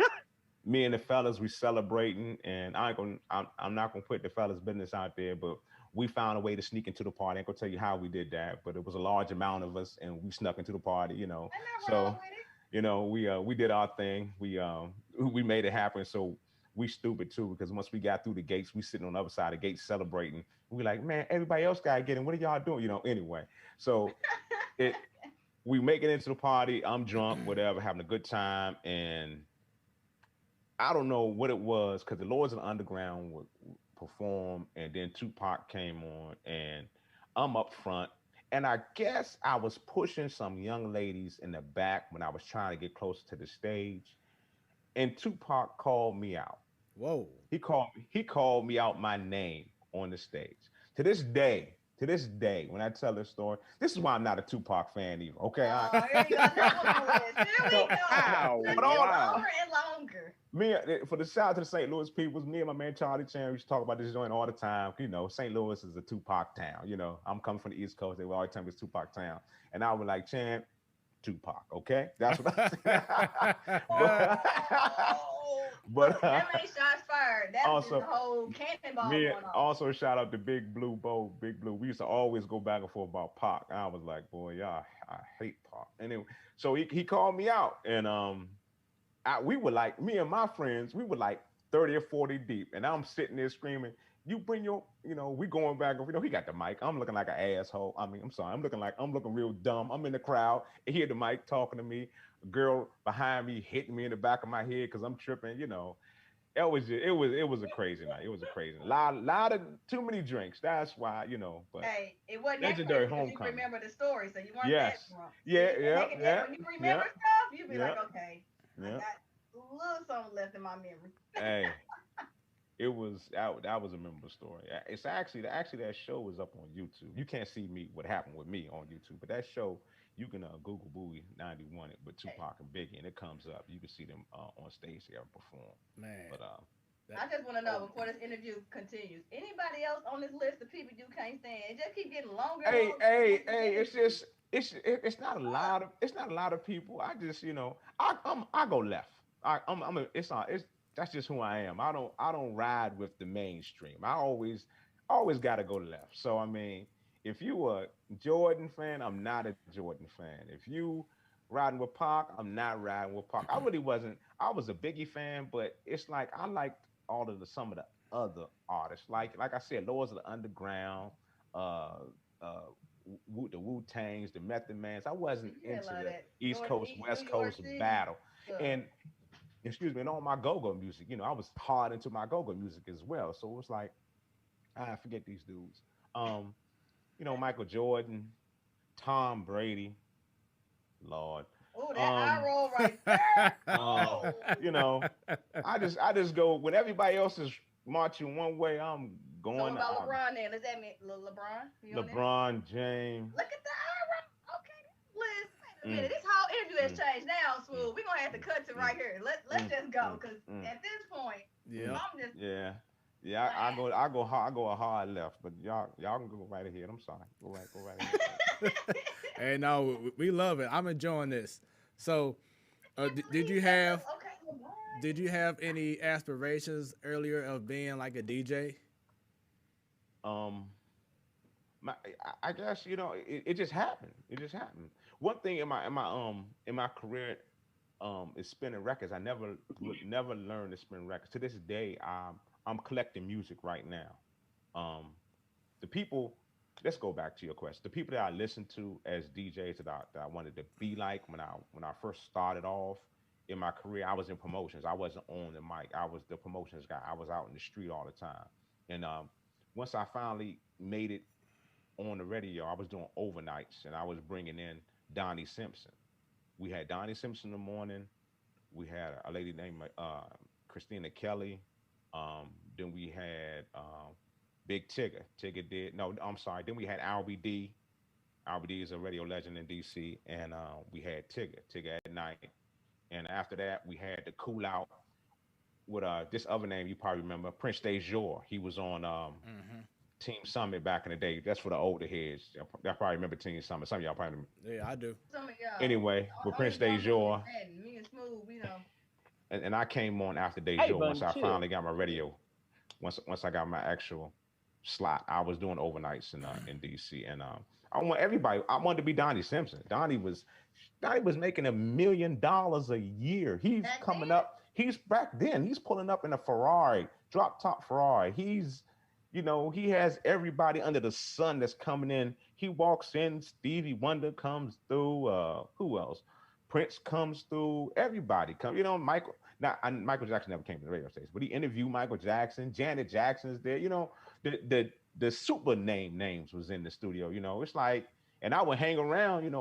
I'm there from like, I get there 1 a.m. I'm hanging around like till almost 11, 12, just so I can see these people. I'm like, okay, it's, then he just hop into, he do his little 4-hour show, and he's gone. He hops into his car. He got his producers. They got everything set up.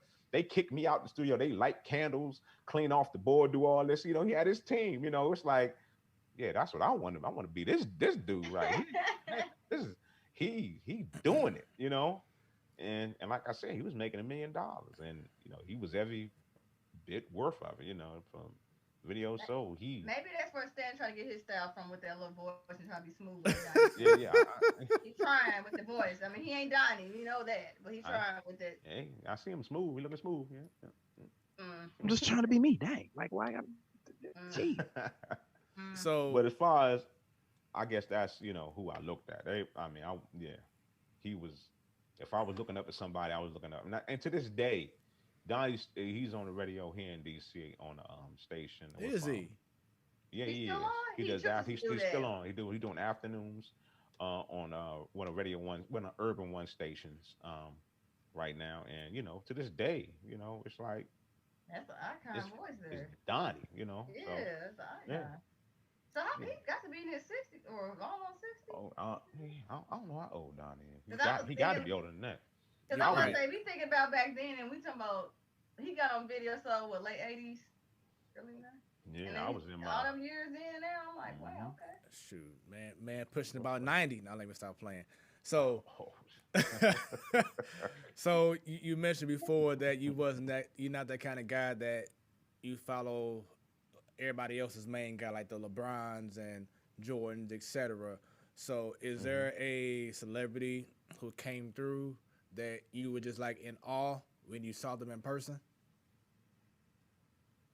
Who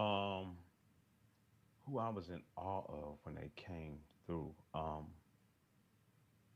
I guess in my radio time, who I actually met,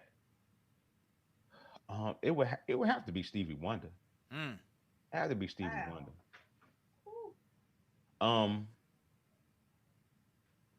Just to who he is, man. He the dude just starts singing. It's like it's the record that's playing.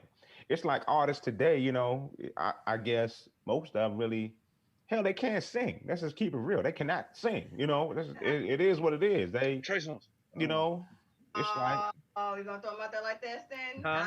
What happened? You did it, not me. I ain't saying anything. Who did it? What happened? You. I know, I'm really smooth. Damn. I got wrong. He going. Hey, I guarantee you, if Trey looked like a regular guy. I went on record. I said nothing against him. That was the other side of the screen. Keep going. I'll take it. I want the smoke. What's up? Now you acting like a St. Louis person, because that's all y'all like to do. Y'all want that smoke. Oh my God. Oh, you here too, Metro? Hold on. Hold on now. Why we gotta go there? Why we got to go there? Because you said y'all like you ain't from here. I had to throw your high school out there. Wait a minute. I don't look for the smoke. If it's there, then we gotta do what we gotta do. But I ain't gonna look for it. Damn. Oh, well, I guess I'm a firefighter. I'm looking for the smoke. What's up? Yeah, man. Anyway. To be able to meet Stevie Wonder, man, that had to be, pretty awesome to meet, the one and only Stevie Wonder, man. I would love to still see him to this day at a concert if, wasn't no pandemic going on. Yeah. I would love to see him do his thing. Yeah, it's just, he's, once again, it's just that his talent that really, I don't know. If you go on the rap side of things, rappers, I guess that the most, it would have to be Jay-Z, during his, this is when I was at Radio 1. That's the only time I met him here in DC. I haven't met him any other time. And all my time in St. Louis, Jigga we never went to the concert, went backstage, but never got a chance to actually meet him. But he came through a station, another Radio 1 station, and had a chance just to sit, talk with him. And this is when he had a meal, Memphis Bleak. This is when the whole crew, Rockefeller Records had everybody on, right. You know what I'm saying?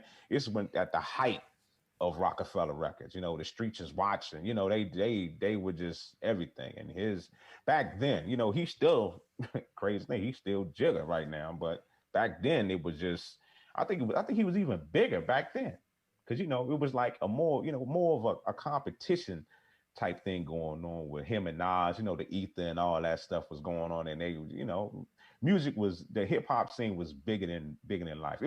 It's a little bit different than it is now. We're not, I guess I'm not entrenched in it right now like I was back then. So I look at hip hop a little bit different right now. I'm not, it's not something I'm bumping 24/7 in my car. I got some good old school go-go rolling in my car when I do ride around. So, it is what it is.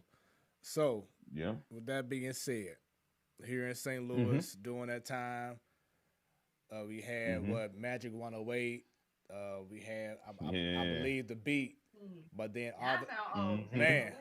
all of a sudden, the buzz start coming in about a whole new radio station coming into town. All of a sudden, you seeing all these vans that had, them purple and orange, whatever it was. Q95 is coming. I mean, the buzz was out there, and here you come. So, how did that call happen? How did you know about going to St. Louis and being a part of Q95? I out of all my time in radio, Q95 was the best radio station I ever worked at in my life.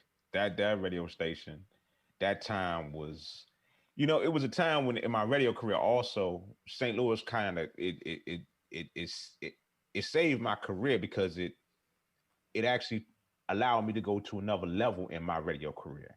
In DC, my hometown, I never got those shots outside. I did weekends, I did overnight, but I never was the main guy in Washington, DC. I never had my full time. A lot of people came through. People knew me because I was in the streets so much and I was such a street guy. And I also had a landmark show. I had an old school go-go show as well at that time. So I had a good name in the city, but I never had my own show. It was never like Craig Blac 6 to 10, Craig Blac, at nights, Craig Blac afternoons. I never had that. So, and I wanted that so bad, but I never got that shot.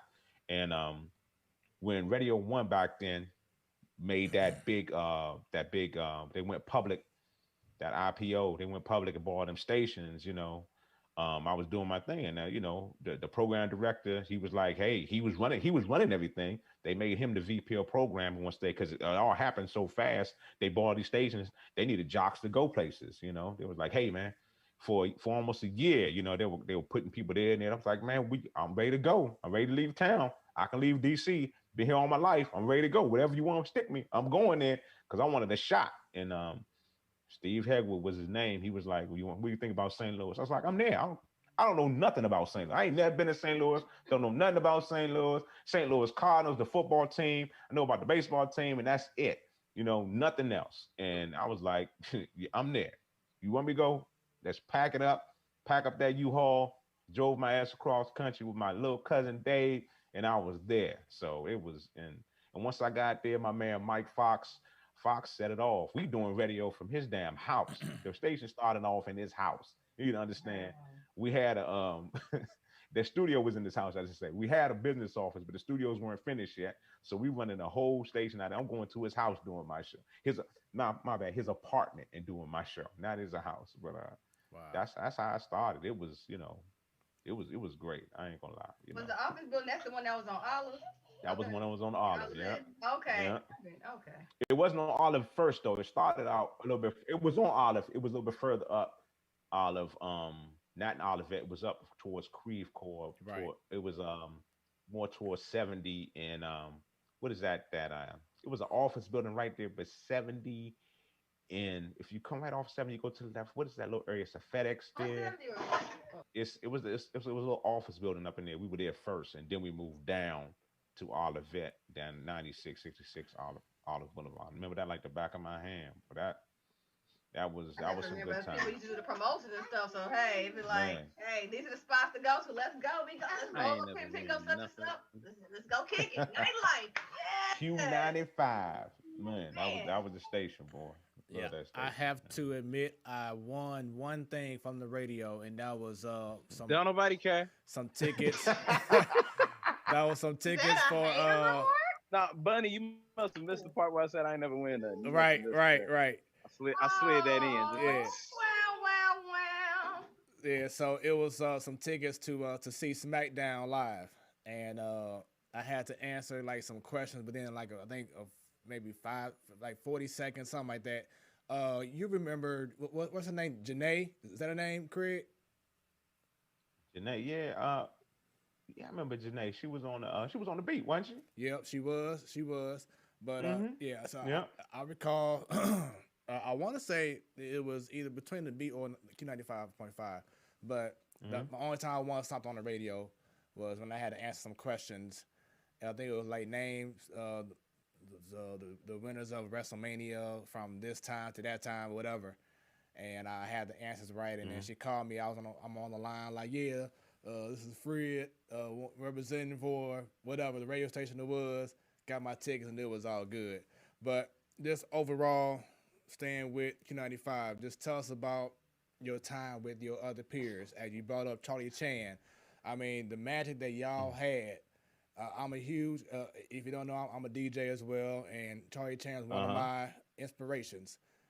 When I see him out in person doing his thing, now he was doing things with Run DMC, going out to back then Club ISIS, holding things down back then over there. Just a fun time. Formula. I forgot about Club ISIS. Yeah. Washington. Yeah. It's called the Formula before ISIS. Right. Formula, remember that? Yeah. So just so much fun. Wild nights. It was just so much fun doing those years, man. But just tell us about your time being with those other peers there. It was such a family atmosphere. That's the difference. It was like radio had turned so corporate, and it was still straight up family. It was like we were really friends. We really were cool. Everybody was just trying to. That was my first full-time gig. My first full-time job at radio doing nights. You know what I'm saying? They gave me my first contract. Everywhere else I did radio, I was on salary or I was just a part-time worker. This is my first. I signed a contract to be on the radio my first time when I first came to St. Louis, and it was just something I was taken back. It was like, okay, I finally made it. All the work I did from WPGC to WKYS Radio 1 all the time in the streets doing so much promotion, whatever. It was just incredible just to be able to, come to St. Louis, and I could be anybody I wanted to be. So, and that was a great thing about it. Shout out to my man, Joe Claire. I had my man, Joe Claire, do my intro for my show, and I can't find it right now. I want to play it so bad for Cleasy. But nevertheless, man, meeting, who did we had, who was the first person that we had? We had Moshe. It was me, Moshe, and it was a dude named. Actually, when I first came there, I was slated to do afternoons. We had this dude named Corn Dog. That was the Bama name. I don't know where he was from. Yep. And he was slated to do nights, and I was going to be in the afternoon. Well, Corn Dog didn't work out, so what happened was they bumped Corn Dog and they put me at nights, and Mike Fox was afternoons. Russ Parr was in the morning, and Moshe, the midday mom, was in the midday. Right. You know, and from there, the first DJ they hired, right off the bat, because Mike Fox was in the market probably like almost 6 months to a year before I actually got there, and he was just going around scouting people. People didn't know Mike was in there scouting, whatever, blah blah blah, blah blah blah, and he found out that Charlie Chan was the man. Everywhere you went, it was Charlie Chan. Who's the best DJ? Charlie Chan. Charlie Chan. So Charlie Chan was the first person outside of the four timers he was the first DJ outside of the four timers that got hired. Charlie Chan was, from there it was a wrap. We picked up people like C Note, and then we picked up DJ Snow. Who else? Stan the Man. Then Big D came on, and now Big D came on later. DJ Boo. Who else was DJing? Needles? Needles wasn't there as a DJ, but Needles he came in and out. He was on staff, off staff. It was a lot. Who else? DJ Snow, my man. And then they started hiring the weekend personalities, and that's when I met crazy ass Tony J, my man. That dude. Just about to bring him up. Tony J was a straight fool. I mean, from day one, he always told the story about how the hell he got to St. Louis. Well, my car broke down in St. Louis. That's the only reason I'm still here. I was just driving through, and it broke down, and I just met this girl, and I just stayed here. I've been here since that, man. I'm St. Louis now. I was like, you were driving through St. Louis? He said, yeah, I was going home to Cali. I was leaving from the East Coast, and I was headed to Cali. Tony tell that story every time. The first time he tell it to everybody, but that's when I first met him, and he did weekends, and then after that, Mike Fox pulled him in to do the traffic, and that was the end of it. That was it. Once that dude did that first traffic report, I was like, what the hell is that? But it's funny though. It was funny. Man, look, I knew more about traffic than I knew about anything else. And that was because of Tony J. I'll be in class. I don't know what's happening, but 6440 is backed up like a mug right now. Y'all gotta find the alternate route. His talent was unlimited. Tony J he had so much talent, it was just crazy, with his because Tony was an artist first. If people didn't really, he would always say Count Dukula, because he did his parodies. He said, I'm gonna be the black Weird Al Yankovic, Craig. He used to tell me that 24/7. He had that CD where he got the damn cape. He looked like the damn Count Chocula, whatever. Had the damn fangs and everything on the front of the CD, and he had all them damn parodies he did, man. So it was that's who he was. He was just a fun ass dude. He was just he kept you laughing. He kept the stories going. And Tony J, his personality it rose above everything. Tony J was not a full-time personality, but Tony J was, if not more popular than all the full-time personalities with his personality and what he did. It was crazy like that. And I was just about to ask you, how much of an imprint of a legacy did he leave behind? Rest in peace to him. Come on, it's nothing you can really say. With his Traffic Music Awards, what he did with those the St. Louis artists was something incredible, And I remember he bought it. He bought it to me. He asked me about it, like, I'm gonna do this. I was like, man, you run with it. There's no real award show going on right now. You had, I don't know what the beat was doing, something back then. The awards, maybe. He was doing the Hoodie Awards didn't come till late. They did something before the Hoodie Awards. Did they do? Was Steve Harvey always in the market? I don't think he. No, I thought St. Louis had their own. They did their own, so it didn't come from it. Didn't maybe they did their own thing? Okay, you're right. Tell me how smooth. Right. Does that sound right? Didn't St. Louis do their own before Steve Harvey started doing his thing? I'm pretty sure, but I can't recall the name of it. Yeah, I'm not sure, but But nevertheless, that award show really is what cemented his legacy with working with those independent artists. Those, because everybody was trying to, St. Louis. Everybody was a goddamn rapper in St. Louis. The rappers was coming out the damn. There Hey, y'all go. they still are. It was. I'm not gonna lie. I mean, that's what everybody made off that me. Nelly bandwagon because everybody knew they was gonna blow Man, up after Nelly did. Like, oh, okay. it's like they had artists coming from out of the damn woodworks. That's what really got me cemented in. I had a little special on my show called St. Louis Love, and it was like, I interview a St. Louis artist once a week, and it was, it was crazy. I had artists backed up for almost 2 or 3 months trying to get in on the damn show. So St. Louis is crazy. I don't know. It was so many VIP records, bulletproof records. Todd Tight was another one. Yeah, Tight.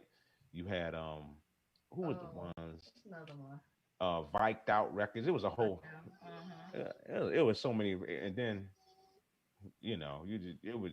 I don't know. I can't keep naming them, but everybody wanted to be what Nelly and the Saint Lunatics was. Once Nelly did what he did, it was like I don't know if it was like that before Nelly. I don't know if the hotbed was there before Nelly as big as it was by the time Q95 got there. But shout out to the gatekeepers too. My man Luke Ma. I know he was a dude before them. Out of that limelight in that spotlight, and the Animal House and all that. That's some old school stuff in St. Louis right there. Boy. Man, Animal House. Some of y'all Spotlight? that. Wait a minute. Well, My first encounter of $2 Tuesdays was Spotlight. Hell yeah. But that the artist portion of what Tony J did cemented his legacy. That's what it did. It really did. Yeah, once again, wonderful times, man. Q95 definitely brought something different. Brought a whole best new station ever. Man, brought a whole new flavor, man, for the Lou. So, what do you say led to you leaving St. Louis and going back to DC? Well, I got fired from radio, so lost my job. I lost my job. Hell yeah. I lost my job. Well, at first, Q95 shut down. They took the station off, and they moved the station to Foxy 95.5. Got you. And Radio One bought some more stations in Dayton, Ohio. They kept me on, and they moved me to Dayton, Ohio for a year or so. And then they brought me back. That's when they brought me back, and I was doing mornings then. That's when became Craig Blac and a hot morning show with me, Tony J, Charlie Chan, Arvin Mitchell, and Wendy Brown. Shout out to Wendy Brown. Talk to Wendy Brown all the time. I talked to Arvin the other day too. My man Arvin Mitchell, St. Louis comedy legend. That's my man. Arvin, funny as hell still.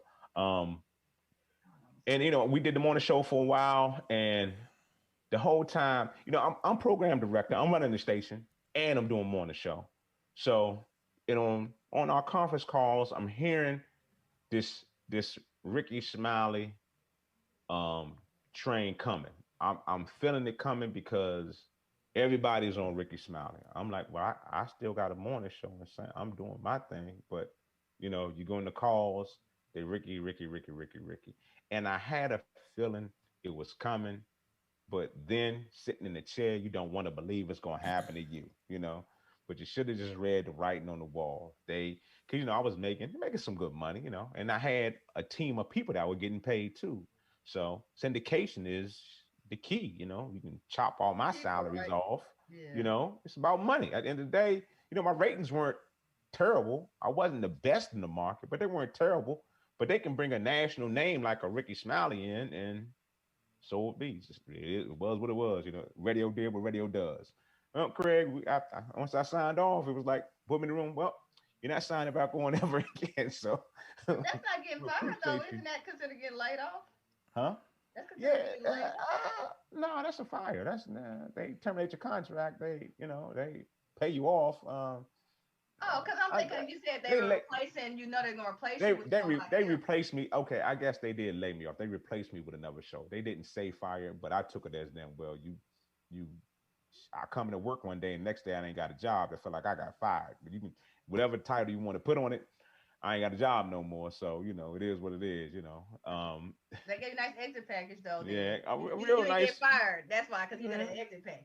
Real nice little something. See, that's why I said you got laid off. You didn't get fired. Because nobody go off like that. I don't know what you got, but it happened to me. I'm like, yeah, I got laid off. Wasn't bad. It lasted for a little while, but the salary I was making, I wasn't prepared. Finances weren't in order at that time. Let's just say it like that. I didn't expect that to be yanked from under me, and I had a lot of things going on. So, went over to the beat because Radio One actually was gracious. My non-compete didn't last that long. Shout out, I give all praise to Kathy Hughes. She kind of took care of me. She did. She didn't hold me back from making some money with the competition. She didn't. Went over there for a while. Then the beat, did what it did. I actually got fired from the beat. They did fire me from the beat. Damn. That's 100%. The beat fired me. Clear Channel fired my ass. I played the wrong commercial. I didn't play a right commercial. They're like, you know what? Thank you, and we'll see you later. They fired me. I was like, it's all a commercial. It was one commercial, and they got rid of my ass fast. I'm not gonna never forget that. What commercial? What was it? It was some Google. So this is when Google was buying up the world. They was pumping the search engine real hard, and they spent all this money with Clear Channel Radio, and they put out a memorandum: you cannot miss one of these commercials. And I was only there. They had a whole different broadcast system. I've been in radio from almost 16 some years from that time, and I didn't know how to work this system 100%. And it got to a certain point in the mix show, and it cut the damn commercial off. And I was like, and I felt like I was set up. I'm gonna be honest with y'all. I feel like I was set up, but I was like, hold up. I called the PD right. I say, hey, man, this thing cut the thing off, and it did. And that commercial that's highlighted, it didn't run. I called the PD as soon as it happened. He was like, it didn't run, Craig. I was like, nah, it didn't run. He was like, okay. Monday morning, I got a call. We don't need you here anymore. You missed that commercial. You saw the memorandum. You can't miss a commercial. So I kind of, I thought they set me up, but nevertheless, it is what it is. It is what it is. So after that, I was planning to leave St. Louis and come home, but I didn't do that. I didn't come back to DC because my son was still there and his mom was still there. So I stayed in St. Louis until 2012. Then I just finally moved back to DC in 2012. Came back home, and did a couple things. Did this, did that, a couple of odd jobs. The best odd job I did was I was a substitute teacher for a little while. Whoa. That was out in an urban district. In them kids bad as hell. Urban. I didn't know urban. It wasn't urban. It wasn't urban. It wasn't. Them kids just bad as hell. It didn't matter. I did that for a little while. I did that for about a year. Then I went to the government, and radio was always. But I kept my program. My community cuts for kids. You see the banners behind me. My community cuts for kids. During all that time, I still kept my program going. From that whole time, with me getting fired from radio, me losing my job, me moving back to DC. Every year, I would still drive my ass down to St. Louis once a year to do my program, Community Cuts for Kids. I never stopped doing my program, and that's one thing that kept me glued into St. Louis. I finally left in 2012 because my son's mother moved him to Dallas, Texas, so I didn't need to be there full time anymore. And I had an opportunity to get a good job in DC. So that's what I did. I came back home. I commend you for that, though. Still keeping up your community program. You're not physically in the city. Appreciate that. Appreciate the love. Yeah, Community Cuts for Kids. We would have been 20 years strong in 2020, but COVID-19, man, will not let me be great. All right. This year, we'll be great again, though. Don't worry. We will be great again. But I don't know, this year, a lot of things closed down. Elaine Stevens Beauty College shut down permanently. Oh, I was surprised about that, too. Yes. And it was around when I was a little girl. I know a lot of women that went and got their license going to school at Elaine Stevens. Shout out to Elaine Stevens. Shout out to every stylist and student that helped me out over the years from that school. They were like the foundation of my event going on for all these years. They would help me out every year.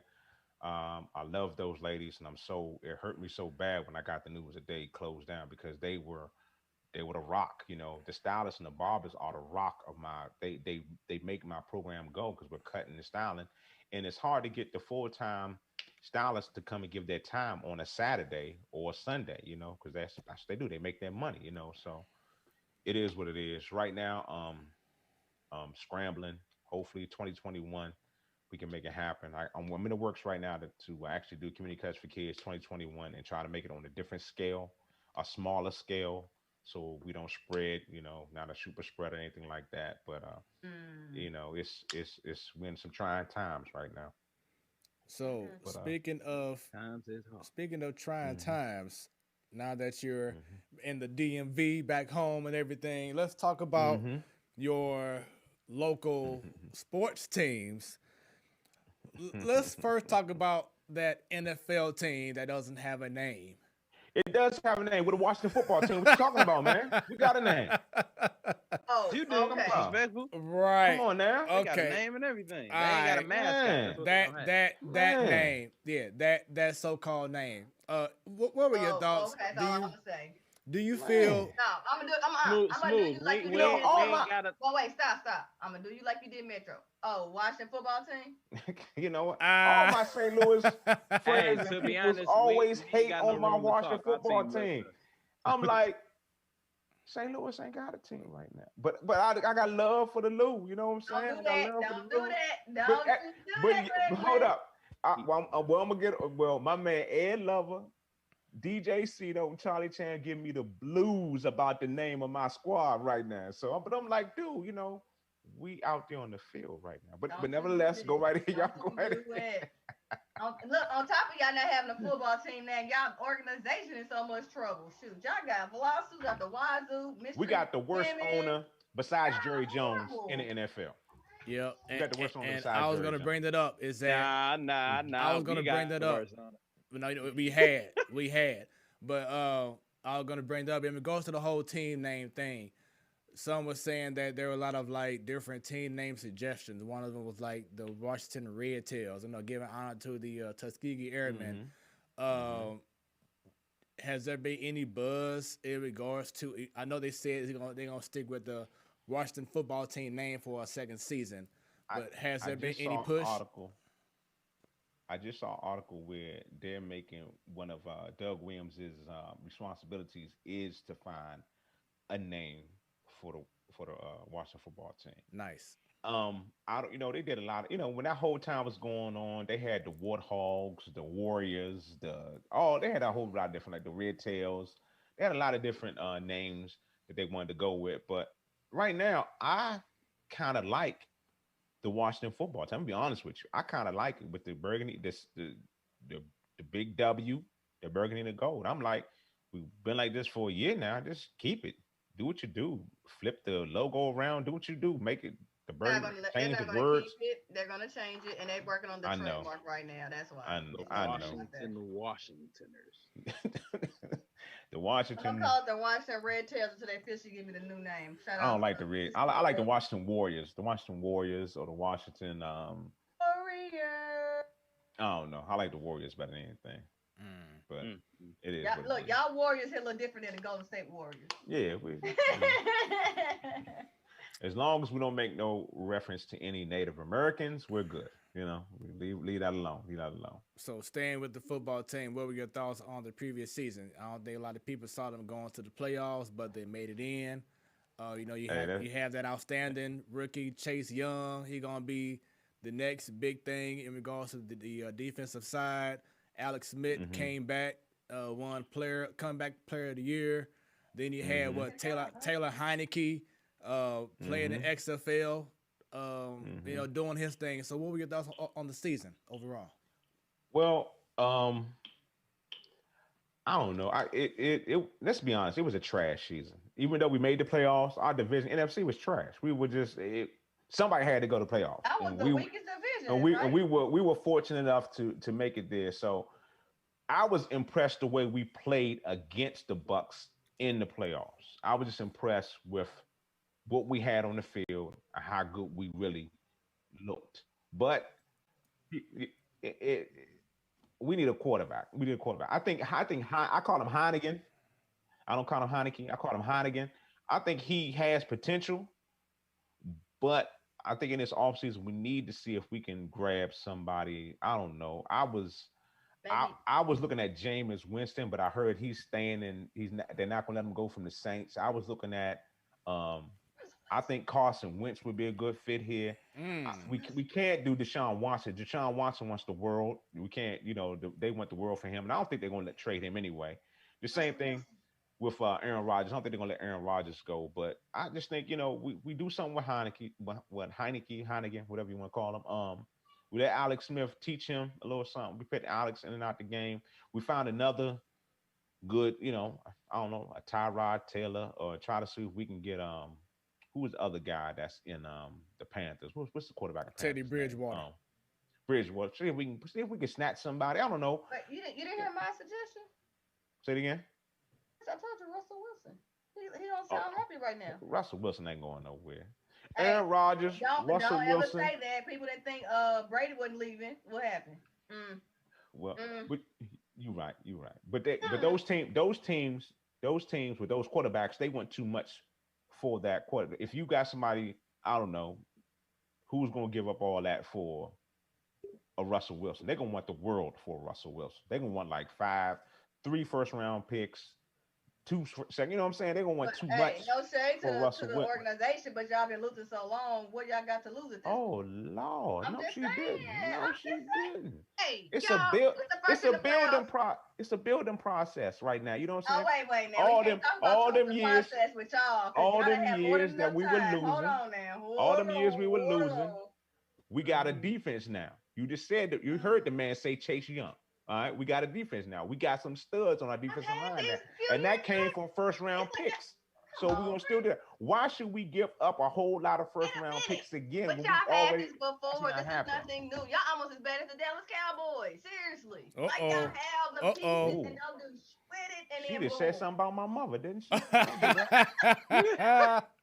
Damn, why you got? Don't do that. Don't do that.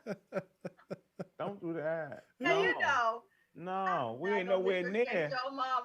We ain't nowhere near no Dallas Cowboy. Don't. No. No.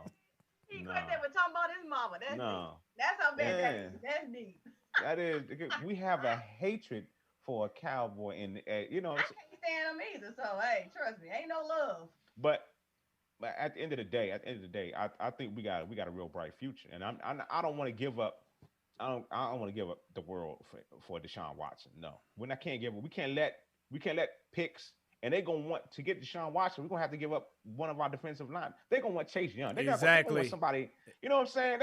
That doesn't work with me. No, we're not doing that. And shout out to Chase Young dad.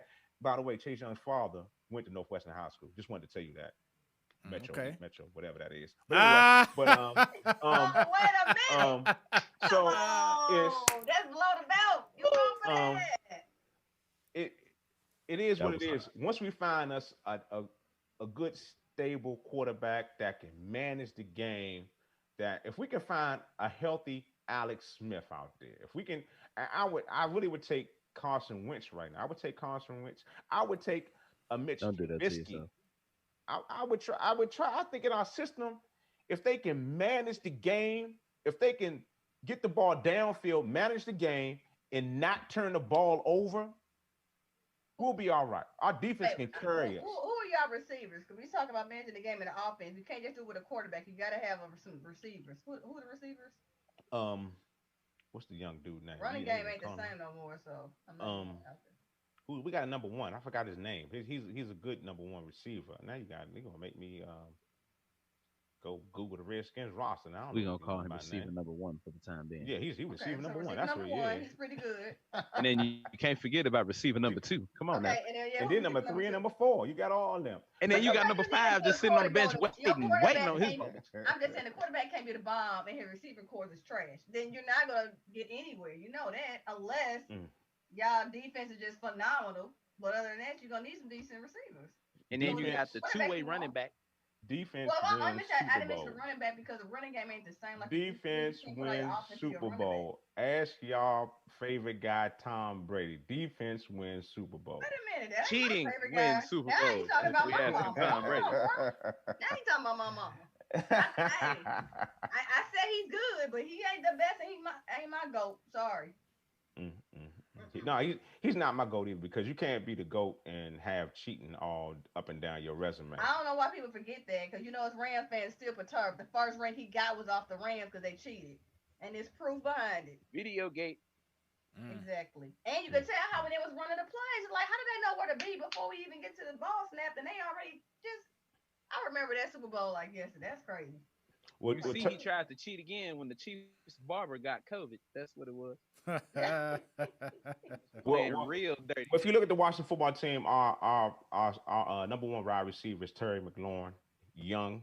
He's in his third year coming up. We got a great tight end that showed out this year. Logan Thomas came from out of nowhere, for real, former quarterback. And the other wide receivers, they're we had more of a running back committee, more so J.C. McKissick out the backfield, was probably the number 2 receiver. I don't know for sure, but, and then, I just think with our picks, that's why we got to hold on to our picks. That's why we're not going to give up all this for Deshaun Watson, because we need to find a quarterback that we can get, that we don't have to give the house away to, so we can plug in some more holes. We can go get some more receivers from the draft, in the first or second round. You feel me? The only reason I'm gonna give you a little hope on that because y'all got a new GM, a new president. Because again, y'all had all this before and have to show for it. Hey, it is what it is. I can't deny that. I'm a fan, so it's hard for me. It's hard. I'm harder than you on my squad. I'm yelling. I'm yelling at the TV every Sunday, and most of the time it's for the damn play calling that the coaches make. Sometimes my man Riverboat Ron, but it is what it is. Riverboat Ron. You gonna call Ron Rivera? Riverboat Ron? Yep, that's who he is. Yep, that's what they call him. So now wait a minute. That man just beat cancer. He did. He did, but before that, he was called Riverboat Ron. He still is. That's what he go by. Yeah, exactly. So now let's transition over to the basketball team. A whole lot of issues with that team, even with them getting Westbrook. But we all can see it. St. Louis's own Bradley Beal. I'm about to say he's saying that he's cool, he's happy with the situation, but at the same token, the memes ain't lying. The posts you see on Twitter and social media, they ain't lying. They're catching them looking depressed, doing games, etc. And then he's not gonna win a ring with the Wizards. He know that. And then it points back to he was the one who decided to sign the extension, thinking that he would be the difference in bringing a championship. I want to have sympathy because he's from St. Louis, but at the end of the day, you signed that extension, and now you see what's going on or the lack thereof in Washington. So what's your thoughts in regards to that career? While he was at the signing table, because Wall signed his before Bill did. Don't forget about that. Yeah. So he could have been told at that table where that contract was, we got Wall, we got you, we're going to build around y'all. He could have been lied to, and I'm told GMs and other player personnel do this all the time. And then we only see in the end, like they signed his contract and they unhappy. It's a lot behind closed doors that go on that we don't see or hear until after the fact. I guarantee you when he leaves Washington, he's going to tell us what happened, what he was told, and we're going to be like, oh, that's why you was there all that time. Not just because of the money. And you got told a false dream. So Craig, I'm gonna be honest. I'm gonna be honest with y'all. I think that's a bunch of talking points, talking about he's mad or whatever. It's mean. It's social media. You see him pissed off on the sideline. It goes up on social media. They create it's talk show news. He's pissed off. He don't want to be there no more. But he already said he wants to stay there. He wants to win in Washington. He signed a contract. I think at the end of the day, he is to the point where he knows his coach has to go. That's the next move. Scott Brooks, he's going to be out the door because there's no defense, nowhere near defense in DC. Let me ask you this. Was Scott Brooks doing this with the Thunder with no defense? Because they had better defense when he was with them. You said they had better defense? But that was a long time ago. He had KD. He who else? He had Katie. He had Jeff Green. He had James Harden. He had some, he had You don't some count young Russell with that group. studs over there. He had Perkins. Who was the big Perk, illegal the screen hater, show. the big hater? He a lack of defense. He's a defense. He was defense in DC. We ain't seen defense in the last 4 or 5 years. Only thing that's been a constant in DC is Scott Brooks, John Wall, and Bradley Beal, and that's not the bulk of your defense on a basketball team. If it's the coaching, it's the scheme. It got to. You know what? We've had these talks where I've talked about this stuff with my friends over and over again about what's wrong with our Wizards. I'm happy as hell that Bradley Beal wants to stay here, and I just think it's a lot of talking points when they see him pissed off on the sideline. You probably get some tonight because they just got blown out once again, gave up 137 points to the Toronto Raptors, and they scored 115. Come on now, 137 points. God, it's like Bradley's averaging 33 a game, I think, 34, 33 a game. It's like he's doing this thing, but our team, well, it's just not. Westbrook is not the answer. No, but I'm gonna be honest with y'all. I was very happy to see John Wall go. I think it was time for him to leave. I was happy to see that happen. But at the end of the day, it's the front court. Is Westbrook making us better? No, he's not. Front court. Y'all need a front court. And I said this a couple years ago when y'all had what's the tall white, what's his name? Gortat. When y'all went to the playoffs, and I'm like, okay, we know they getting past the first round. I'm like, he is such a liability. Like, what the? How do y'all think y'all was gonna go far in the playoffs with him? You understand? Bryant got hurt too. One of our center, Bryant, he went down with Achilles for the year. I think like the 5th or 6th game in. So right now we got a guy, the big dude from Maryland, Lim. He just came in. He's actually playing good, but we never have what it is. It just seems like we can never get that straight up. I'm gonna use Shaq's. The others just aren't. They just don't mesh. It's like Brad does his thing over and over again, but it's like when Westbrook's in the game, he's not. He's the old Carmelo Anthony to me right now. He doesn't make anybody better around him. You know what I'm saying? He doesn't take his shots. Don't play defense and just appear on the other end of the court when he on defense. He's doing exactly what John Wall was doing a couple of years before he went on a good run. John had a couple of good years with DC, but then he was just hurt too much. We paying him all this money and he's just sitting there on the sidelines. Now he's in Houston, he balling, but how far is it going to? It can happen to any player, but I just say it happened too often in DC, and he needed to change the scenery. I was once again happy to see him go. And I don't know what's going to happen with our team. I think right now it's a coaching issue. We need to do something. I don't know. So let's just say you get your dream coach and get rid of Brooks. You got your backcourt still how it is with Westbrook and Beal. Who do you want to see in the front court to make y'all better? Competitive for the playoffs. I think we gotta look at this in the draft. I don't know who we can trade for. I don't know what our cap is looking like right now. It's like if we could pull some people, if I had to pick and choose from, I can't. What's the Spurs big man? Y'all gotta help me out with names. LaMarcus Aldridge. Aldridge. I don't know. Coming off the bench. You know who I wanted to actually come here to actually, to be in and out piece for us. I wanted a JaVale McGee or a Dwight Howard to come here to be an enforcer to come into the game, into just that can big man and give you some threat in a post and block some shots a couple of times out the night. I don't know. Rebounder. Big man. Didn't both of them play for the Wizards at one point? At a long time ago, they did. Yeah, they did. I mean, Dwight was like what? Dwight was just recently here, but like he wasn't 2 nothing. Years? He wasn't nothing when he was here. It's like when they leave DC, they become great and they right. It's like what the hell? I mean, well, he was great before DC. I guess he took off time and I guess fully healed because he came back in better shape too. Yeah, he looked. He looked great in LA. That's why I said he invented himself was out there in LA. That's what did it for him. Around some winners, and he didn't have to do everything. Yeah. But that's what I say. I need somebody. I need some big men like that. You know, it's like, you know, I don't know. I don't know what it is. I think right now it starts with the coaching right now, because he can't get that locker room together. I think it's more in the locker room. It's not.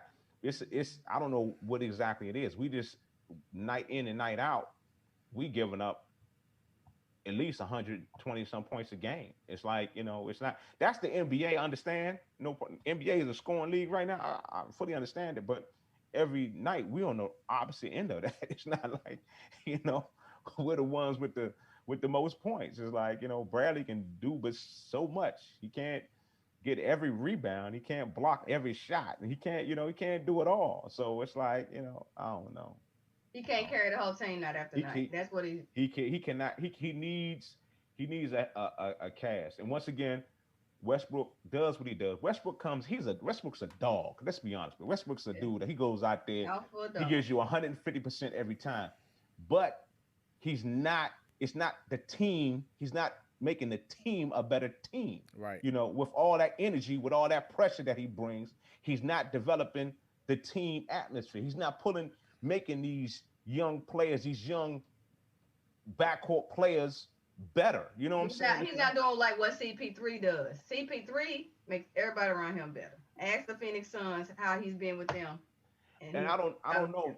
I don't know what's going on there. I'm not no beat reporter, no beat writer. I'm a fan. I watch, you know. So it's like, it is what it is. I don't know. My squad is my squad. I'm a diehard. We 16-6 right now. Looking at this, it's hard being a Wizards fan. It's hard being a Wizards fan. No, don't say that. You got St. Louis on your squad, so we want you to still keep it up. Keep the faith. It's real hard. It's real hard. If Bradley Beal leaves, then we'd be like, yeah, don't root for them. Don't root for your team no more. Young Bradford. Yeah, I ain't trying to let him go nowhere. He needs to stay right where he is, for real. Build a better team around him. Y'all see, that's the thing. The Wizards don't even have a big two. Yeah, young Bradford. That's what I call him. The Wizards got a big 1.5. Y'all don't even have a big 2, let alone a big 3. Mm-hmm. Y'all 1.5. Beal to 1, Westbrook 0.5. What other people? What other people? That's what they're not doing. The GM need to be held accountable for that, not just the coach. Well, so now coach has been there for the last what? 3 years. I said not almost just 8 years. Who? Scott Brooks. Scott Brooks been there for what? 3 years now, right? It's probably going on 7 to 8 years now. That long? No. He been there. He left. I'll tell you this. He's been there for a long time. When KD left from the Thunder is when I thought Brooks. No, a year before KD left from the Thunder. That's when I think Scott Brooks got fired. She on top of her shit because we was trying to see if we get Scott Brooks to KD over to you all. To come home to DC. KD wasn't having it. KD was chasing his championships. He wasn't having that. Yeah, since 2016. Booyah! Yeah. Yep. Yep. So, moving on to baseball, the Nationals, of course, they are, 2 years removed from winning the title. I'm pretty sure that it was crazy when the Nationals defeated the Houston Astros during that time. Now, we know this past season, COVID, they didn't make the playoffs, but what's the mindset right now with everyone anticipating the upcoming baseball season for the Nationals?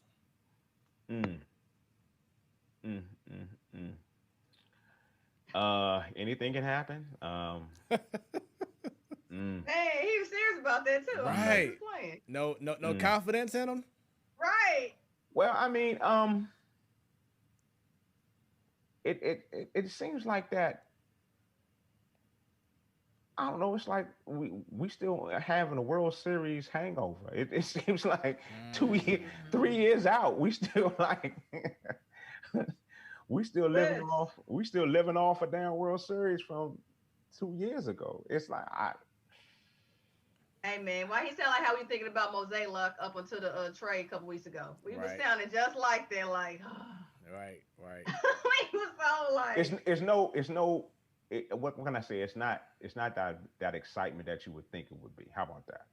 How about that? It's Don't not that sound like us? Didn't we just say all this up until Adriano came to the Cardinals? Yeah. I promise you, was just saying the same thing with the Cardinals.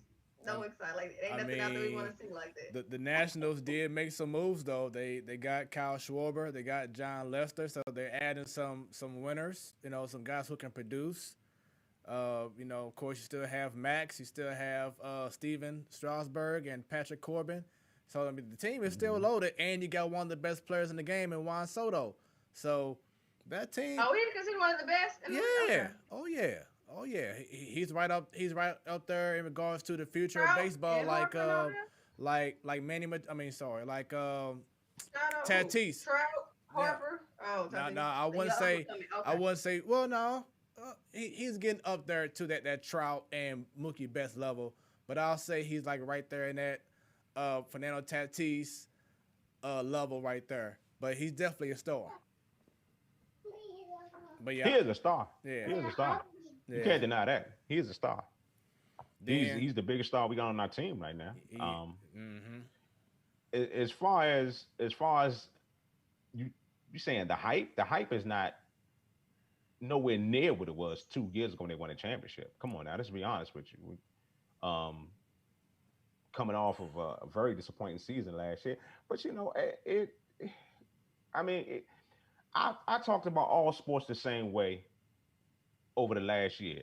Everything has all these championships, and people get mad at me, have an asterisk beside it because of the COVID. I mean, you can we call them world champions. That's great and everything, but it was a whole different atmosphere. Not having fans there, not having a real home field advantage in every type of game. You know, they're still champions. They still are who they are. They got there, but it's going to have a little asterisk beside it. It's like Barry Bonds' career, asterisk beside it. You know what I'm saying? It's like you give them credit, but it is what it is. You know, COVID. Then, last but not least, the Washington Capitals. 3 years ago now, they won them a title. You still got. Thank God for the Capitals, the Nationals, and the Mystics. But go right ahead. I got a soccer team too, don't y'all? DC. But DC United, did DC United win the championship?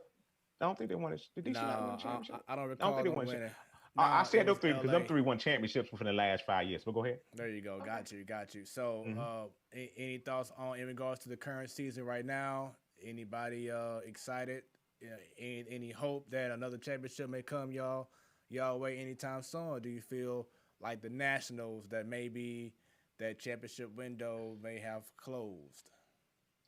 Well, I think the next champion we're gonna get was gonna come out of WNBA. To be honest with you, the way the Cap. You know, I'm not a big hockey fan, but when I do, I see the highlights of the Caps, and it seems like the Capitals are doing the same thing with what I hear when I watch every time. You know, they seem like they screaming defense.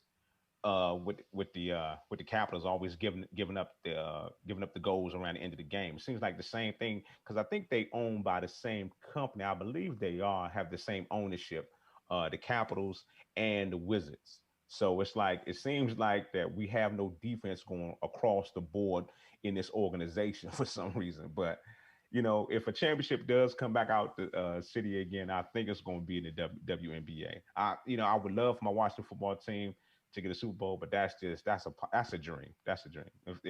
If Washington football team was a championship within the next 2 to 3 or next 10 years, I'll be shocked, to be honest with you. If it happens, I'm riding with my squads 100%, but I'm a realist, you know. That's it. We got the same chances with a St. Louis basketball team winning the NBA championship. How about that?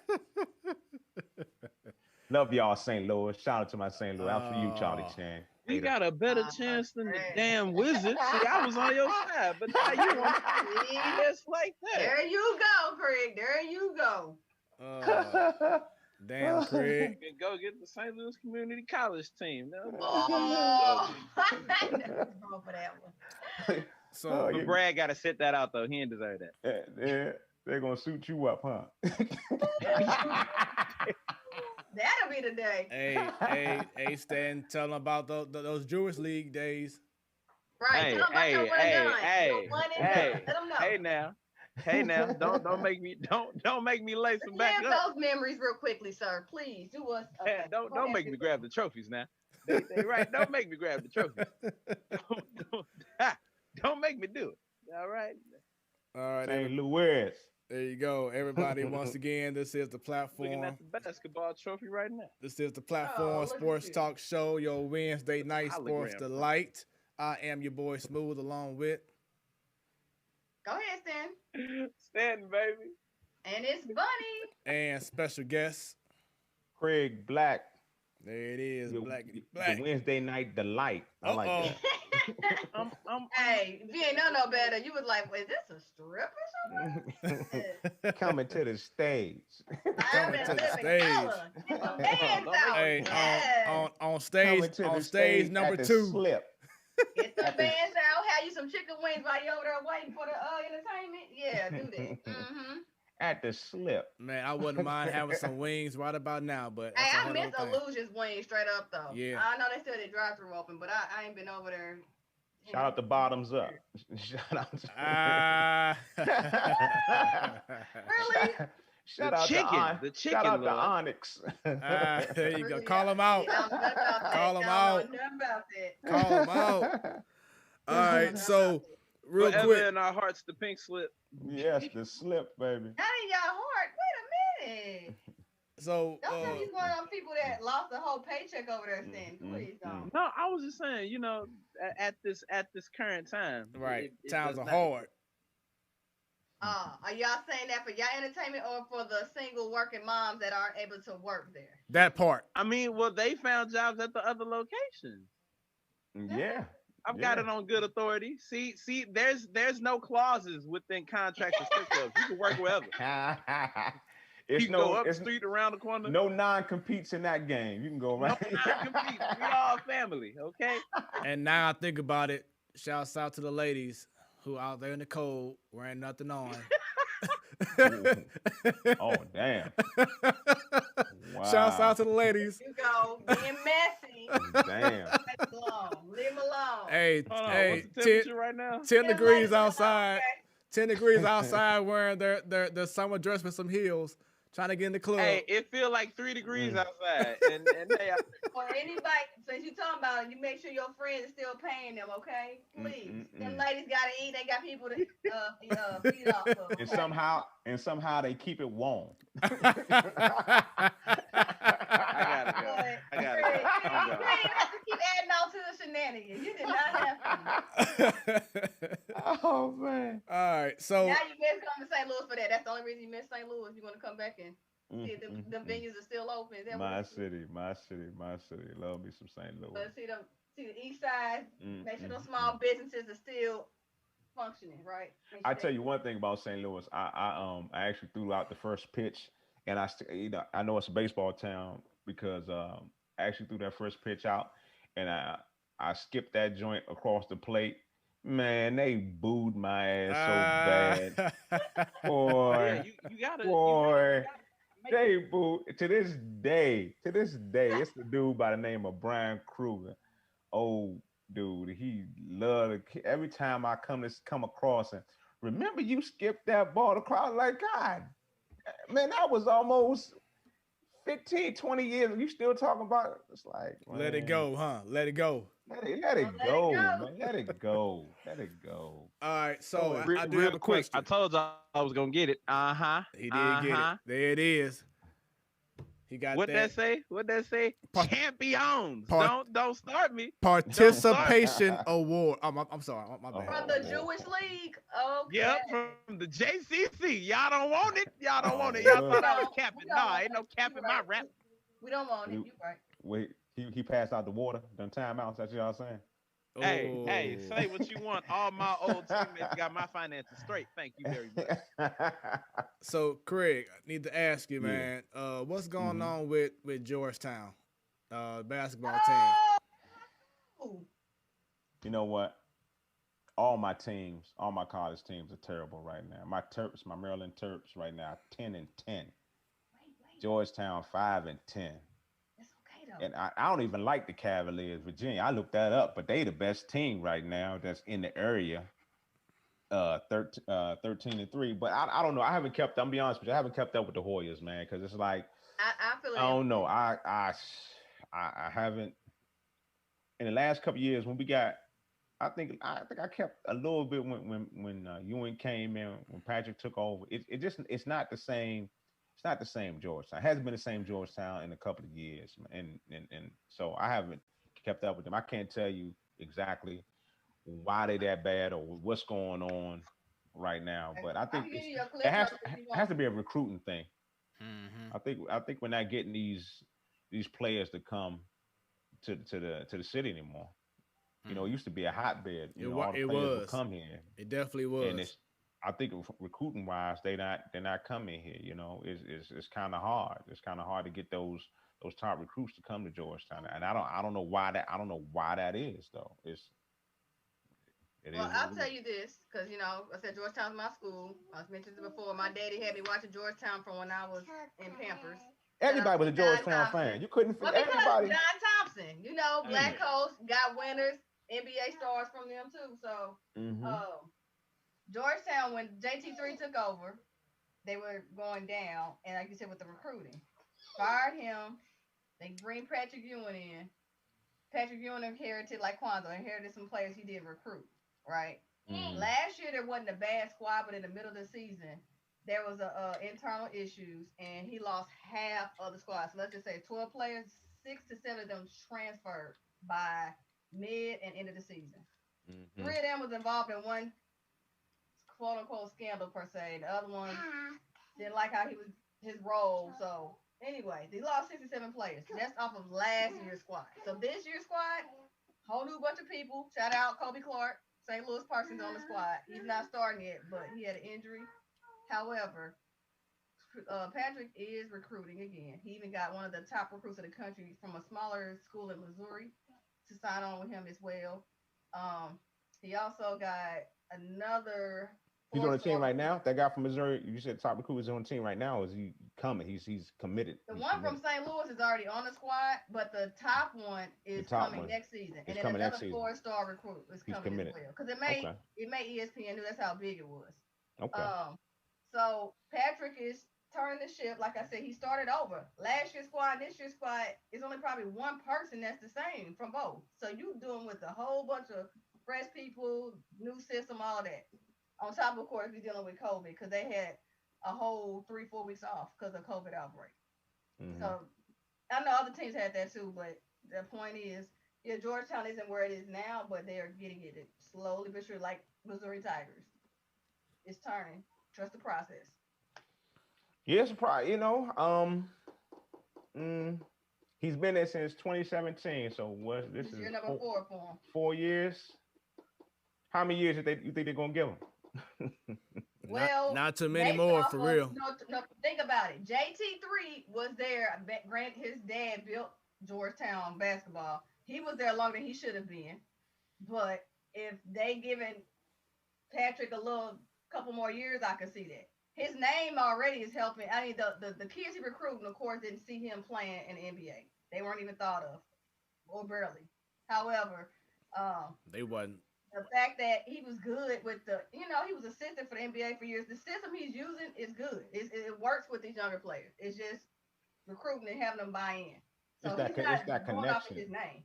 It's that connection, and you're right. It is about his name, but you just stated a lot of kids they wasn't following him. Right. So I think Patrick has a lot more time than what people really think because of who he is and the legacy he had with Georgetown. I think they're gonna give him at least 5 more seasons to try to. Ooh, you think so? 5? But like I said, I think so. I think they're gonna there longer than he should have been. JT3 was there for like 8 years, and they was trash by the time it was his 4th year there. I think they're gonna let Patrick try to work it out. I think Georgetown is gonna show some loyalty to him. He can work it because he was an assistant in the NBA for years, and that's why I said the younger kids, the system he's using, it works with them. It's not like a structure, like a Duke basketball type structure where I can't speak for Kentucky right now because we don't know what the hell's going on with them, but it works. It's just you got to get the kids, and like I said, you dealing with 2 different squads here. Last year, that squad he recruited And this year he did. That's why I said out of 4 years, he's only had his hands on two of them. So that's why you got to give him a couple more years. Let's see if he can pull off some of that Dion's some of that prime time magic and bring some recruits in like Dion has been doing. See, that's the and and I actually talked about this. This Dion's, I think, approach on how I don't know what Patrick Ewing is doing. Let me say that off the top. But Dion is using more of his the social media and his personality, his cachet, a different way of recruiting to get people in. He's using that what the kids are into right now. Right, because he can't use his name. Them kids weren't even born either when he was in his prime. But they know who prime time is 100%. They prime time is like you know what I'm saying? He's within football, you know, he has that aura. How about that? Not saying Patrick doesn't, but Patrick is his player,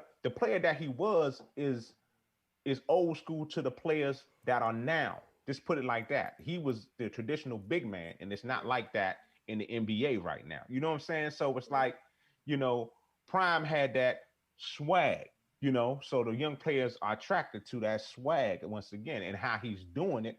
I'm not saying that his recruiting, Patrick, I don't know, once again, I don't know what Patrick is doing, but maybe, you know, maybe using maybe watching what Dion does from a football point of view on how he recruits and how he does it.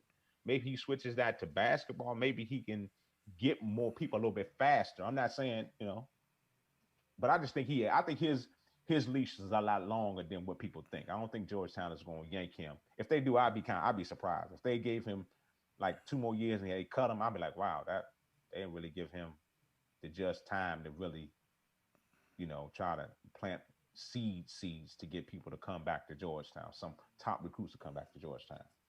What even surprised me with the recruiting change, Georgetown wasn't recruiting or even looking at any St. Louis ball. You know, St. Louis, shout out to the V, breeds basketball players like how Kentucky sent players to the NBA. The V breeds college recruits, high college recruits all the time, and they weren't even looking in St. Louis area. But now it worked. He signed one. He signed that other kid from that small school in Missouri. So I'm just hoping it just work out for the best. Who is the head coach of Vashon right now? Tony Irons.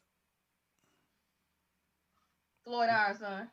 I was going to say, I like that. Okay, he's his son. Okay, all right. Yep. Wow. And what is it? 3 championships in 5 years? They're trying to do another one this year. Yeah, buddy. Yep. So, as you brought up Deion Sanders. Yeah, thank you. We are. As you brought up Deion Sanders earlier,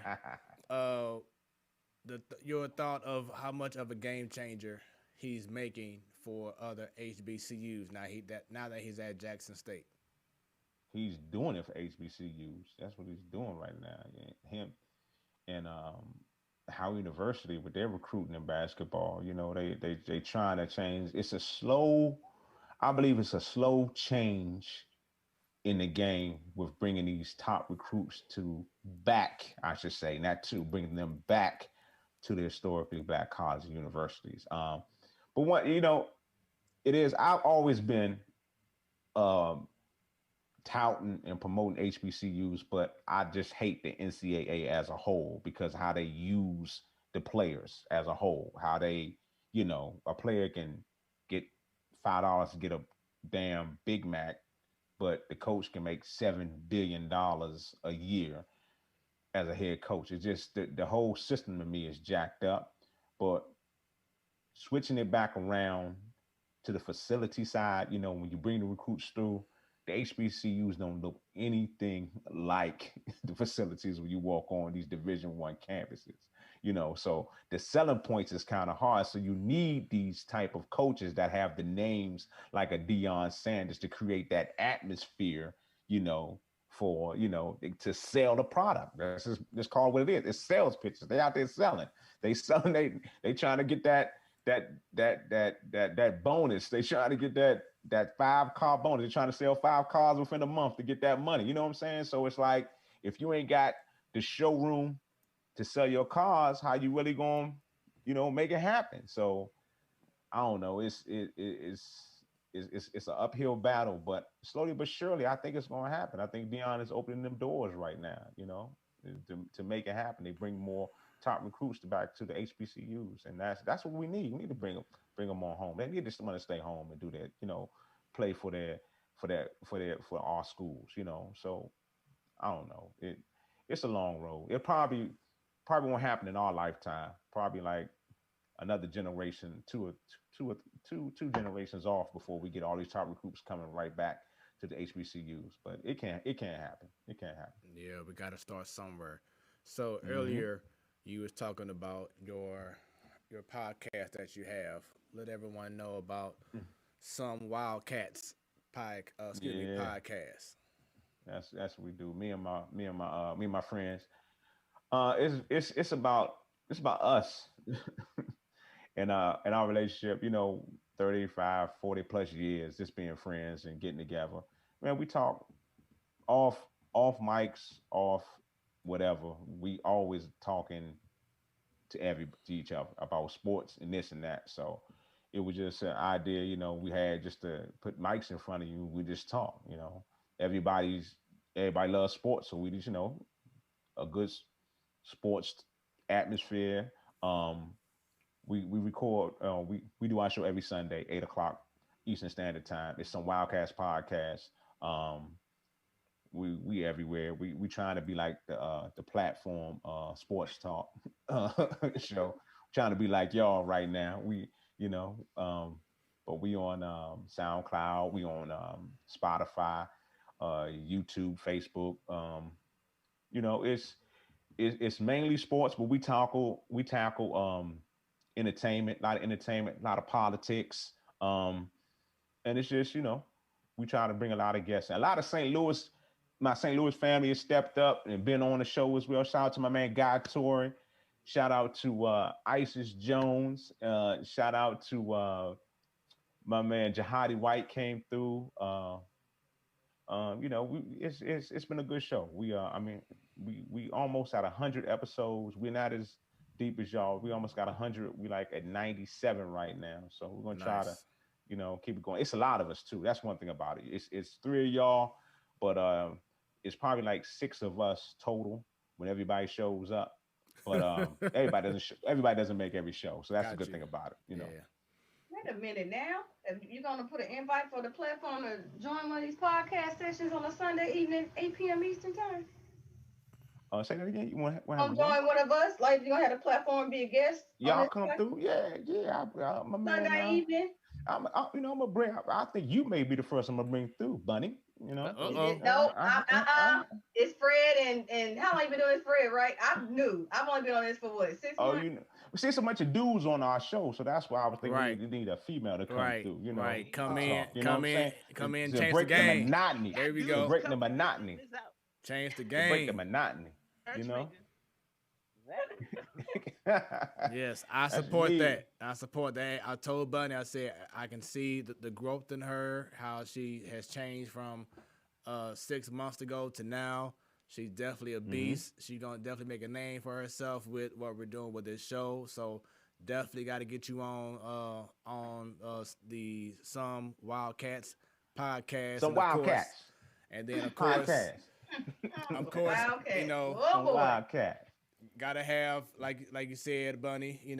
Yours truly and Stan would love to be on there as well in the future. So definitely look forward to supporting your podcast. Yeah, and that's what it's about, man. Supporting each other, man. I really appreciate y'all hitting me up to be on y'all show, man.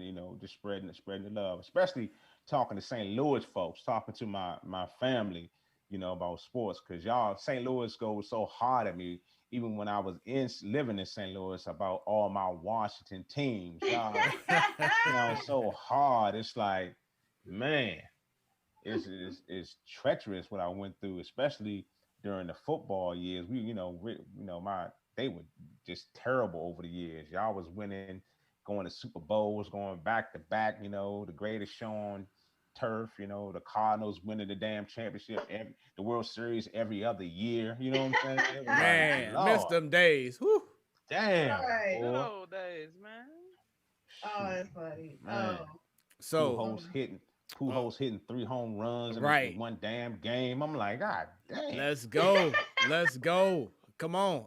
Man, But but Craig Blac, he been around St. Louis folks long enough because you got a little bit of the St. Louis twang. I know you yeah, indeed born and raised, but I can hear it. You've been around little long bit of enough. her, little bit of no. Yeah.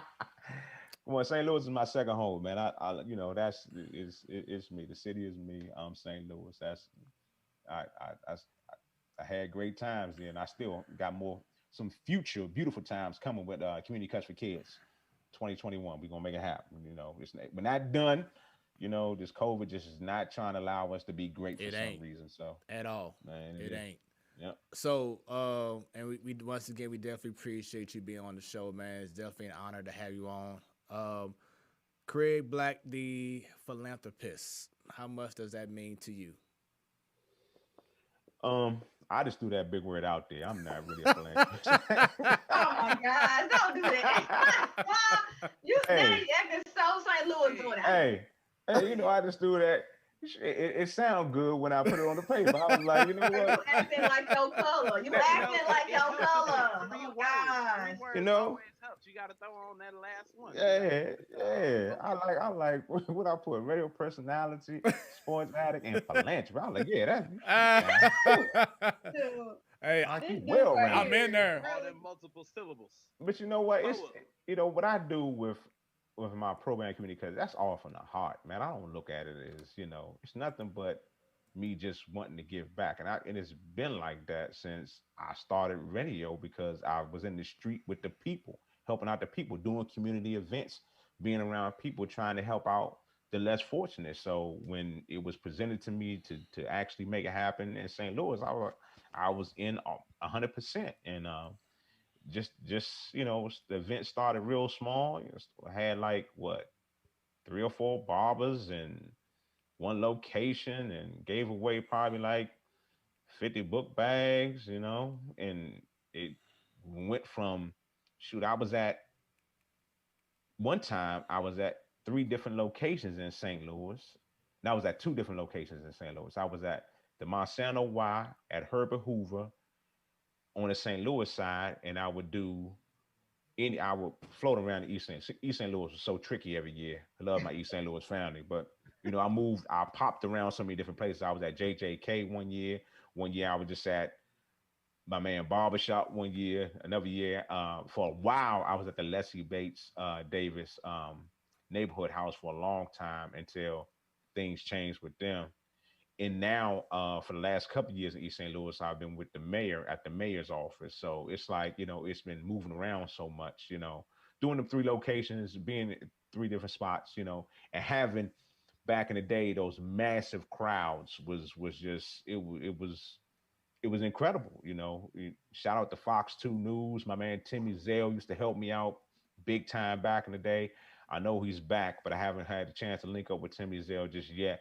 In the last couple of years, but Fox 2 was still a big part of my event. Every year they promote it, they push it, they put me on their morning show. They it's it is what it is, man.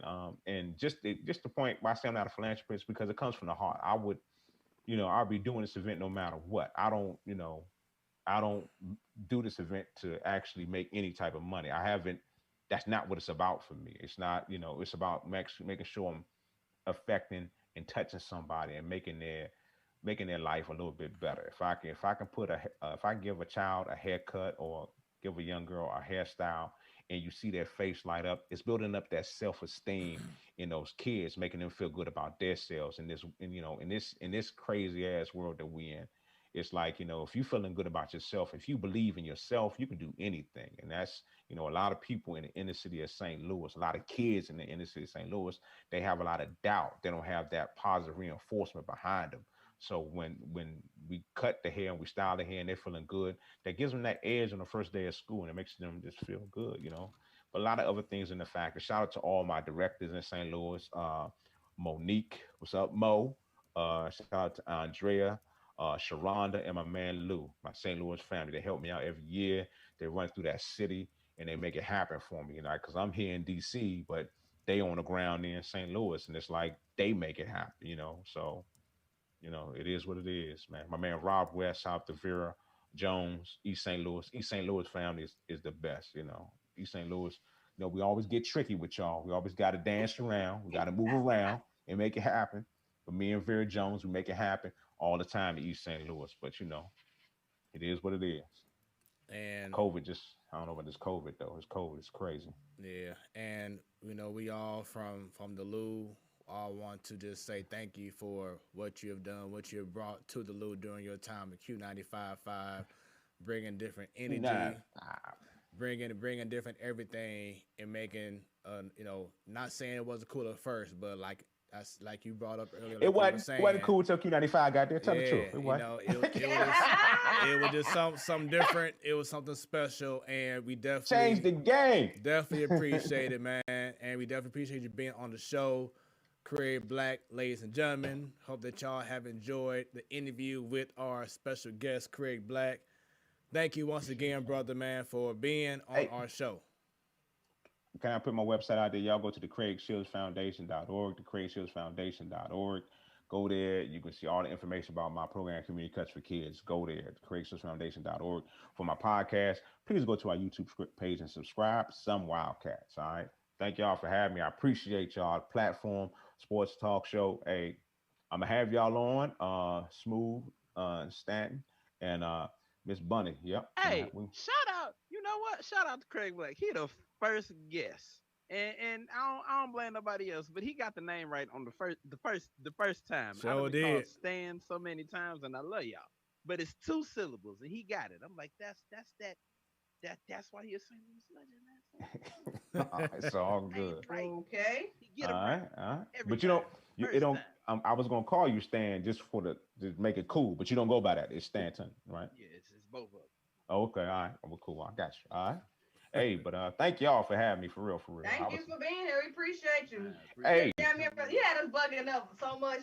My God. Look what time it is, y'all. I didn't realize it was dinner 10 o'clock. I'm like, oh, snap. We've been on that long? Damn. Look, I was going to make it worse. I was going to ask him about a DMV rapper, but I'm going to leave it alone. I'm like, damn, we've been going along, but we was laughing and clowning so much. Shoot, I forgot we were doing sports, and we got to talk about so much other stuff. Hey, but that's the fun. Clowns, that's the fun that we have on the platform Sports Talk Show, man. That's the fun that we bring. Yeah, I appreciate y'all, because it was a long day today, but then I forgot all about my long day just coming on the show. Yep. So, before we wrap up, just want to talk about it real quick. If Craig, you want us to stay on, please feel free to. Then we'll wrap after the show. But Yadier Molina's back. How's it making you feel, Bunny? Stan, that we have Yachty back. Everything is official. What's your confidence level, should I ask, from 2 weeks ago to now as we head into spring training that starts next week? When we did our special edition, when Adinaldo got signed, I knew, actually, prior to Adinaldo, when Wayno decided to sign up again, I said, Yachty gonna come back. Because they like Batman and Robin, literally. And they've been going strong together since, 04, 03? So, I felt confident then. Once they said Adinaldo got signed, he's like, oh, shoot, we got a winner. I don't know how far they can go to the playoffs, but I was good. I knew he was coming back.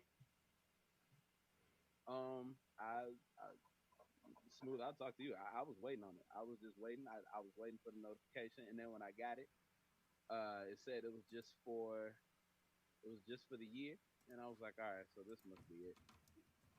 I feel like this might be it. So So I feel like this might be the last season. I'm glad he signed back, even though it was for a year. So I'm excited about that. And we'll see what the future holds.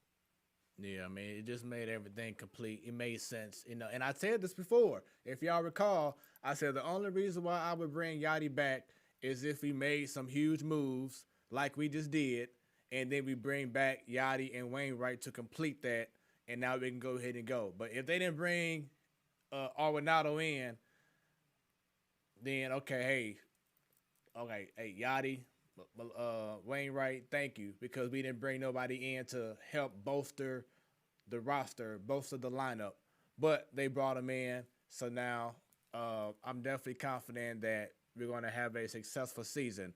On the other end, a surprise to a lot of people it was a very smart move. It was a business move, and that was trading away Dexter Fowler. What were your thoughts on that? Hey, you remember when my father came on the show? Yeah. When we did a special edition, and he talked about two people, Matt Carpenter and Dexter Fowler. I was good, and I'm all for his brother staying on the Cardinals team. We don't have enough of them, but he was definitely expendable. I'm sorry. Yep. He was the Marvin Lewis of the St. Louis Cardinals. It's like, yeah, we waiting on him. The Marvin Lewis. He ain't been at that damn long. Marvin Lewis. We were waiting on him to get up out of here, and he never got out of here. But he gone now. He gone.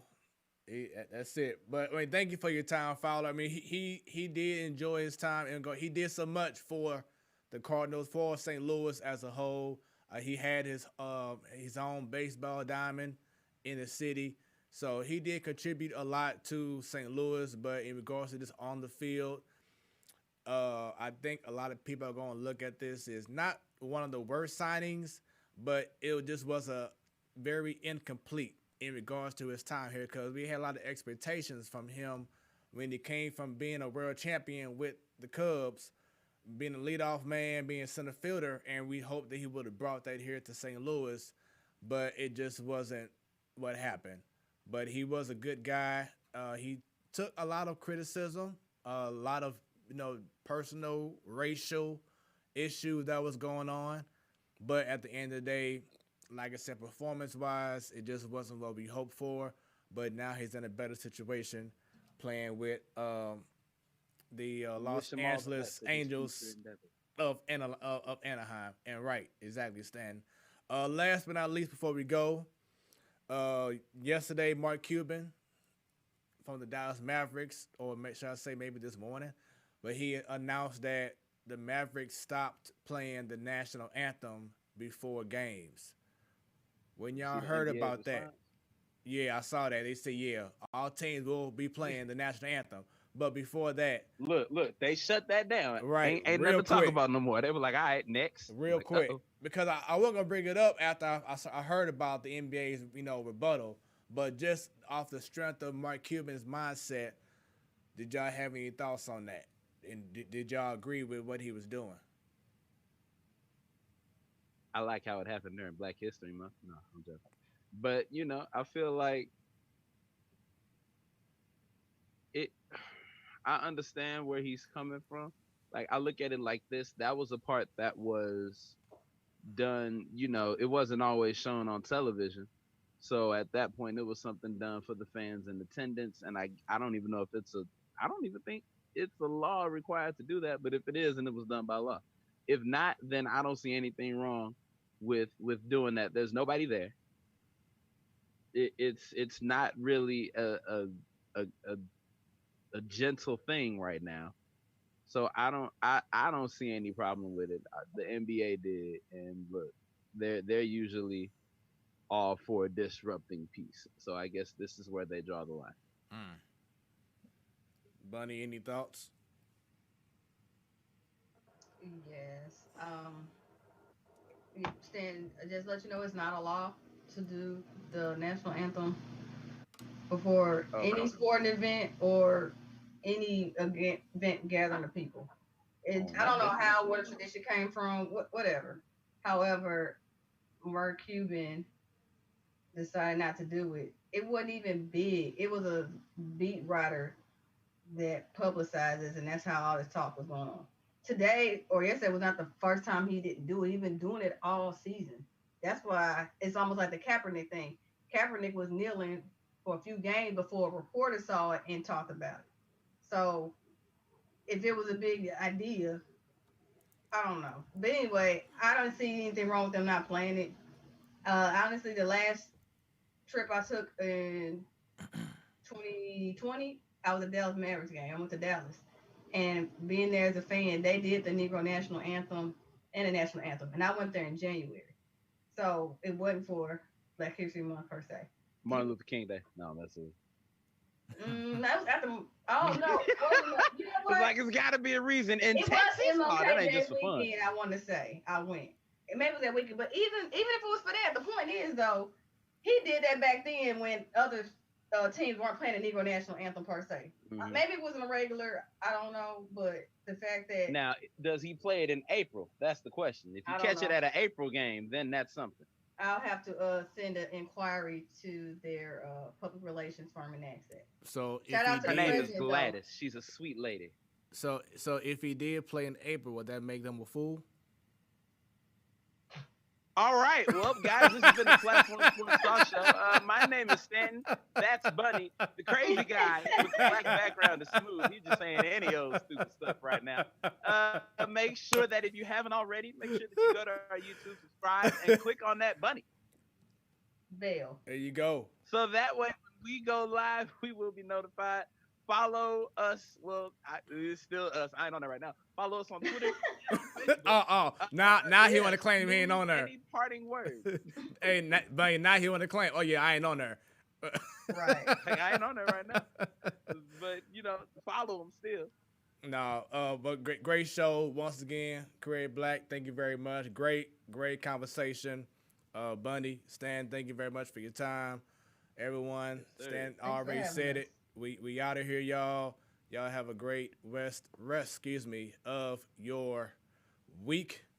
The Platform Sports Talk Show, when it's about sports, it becomes our business.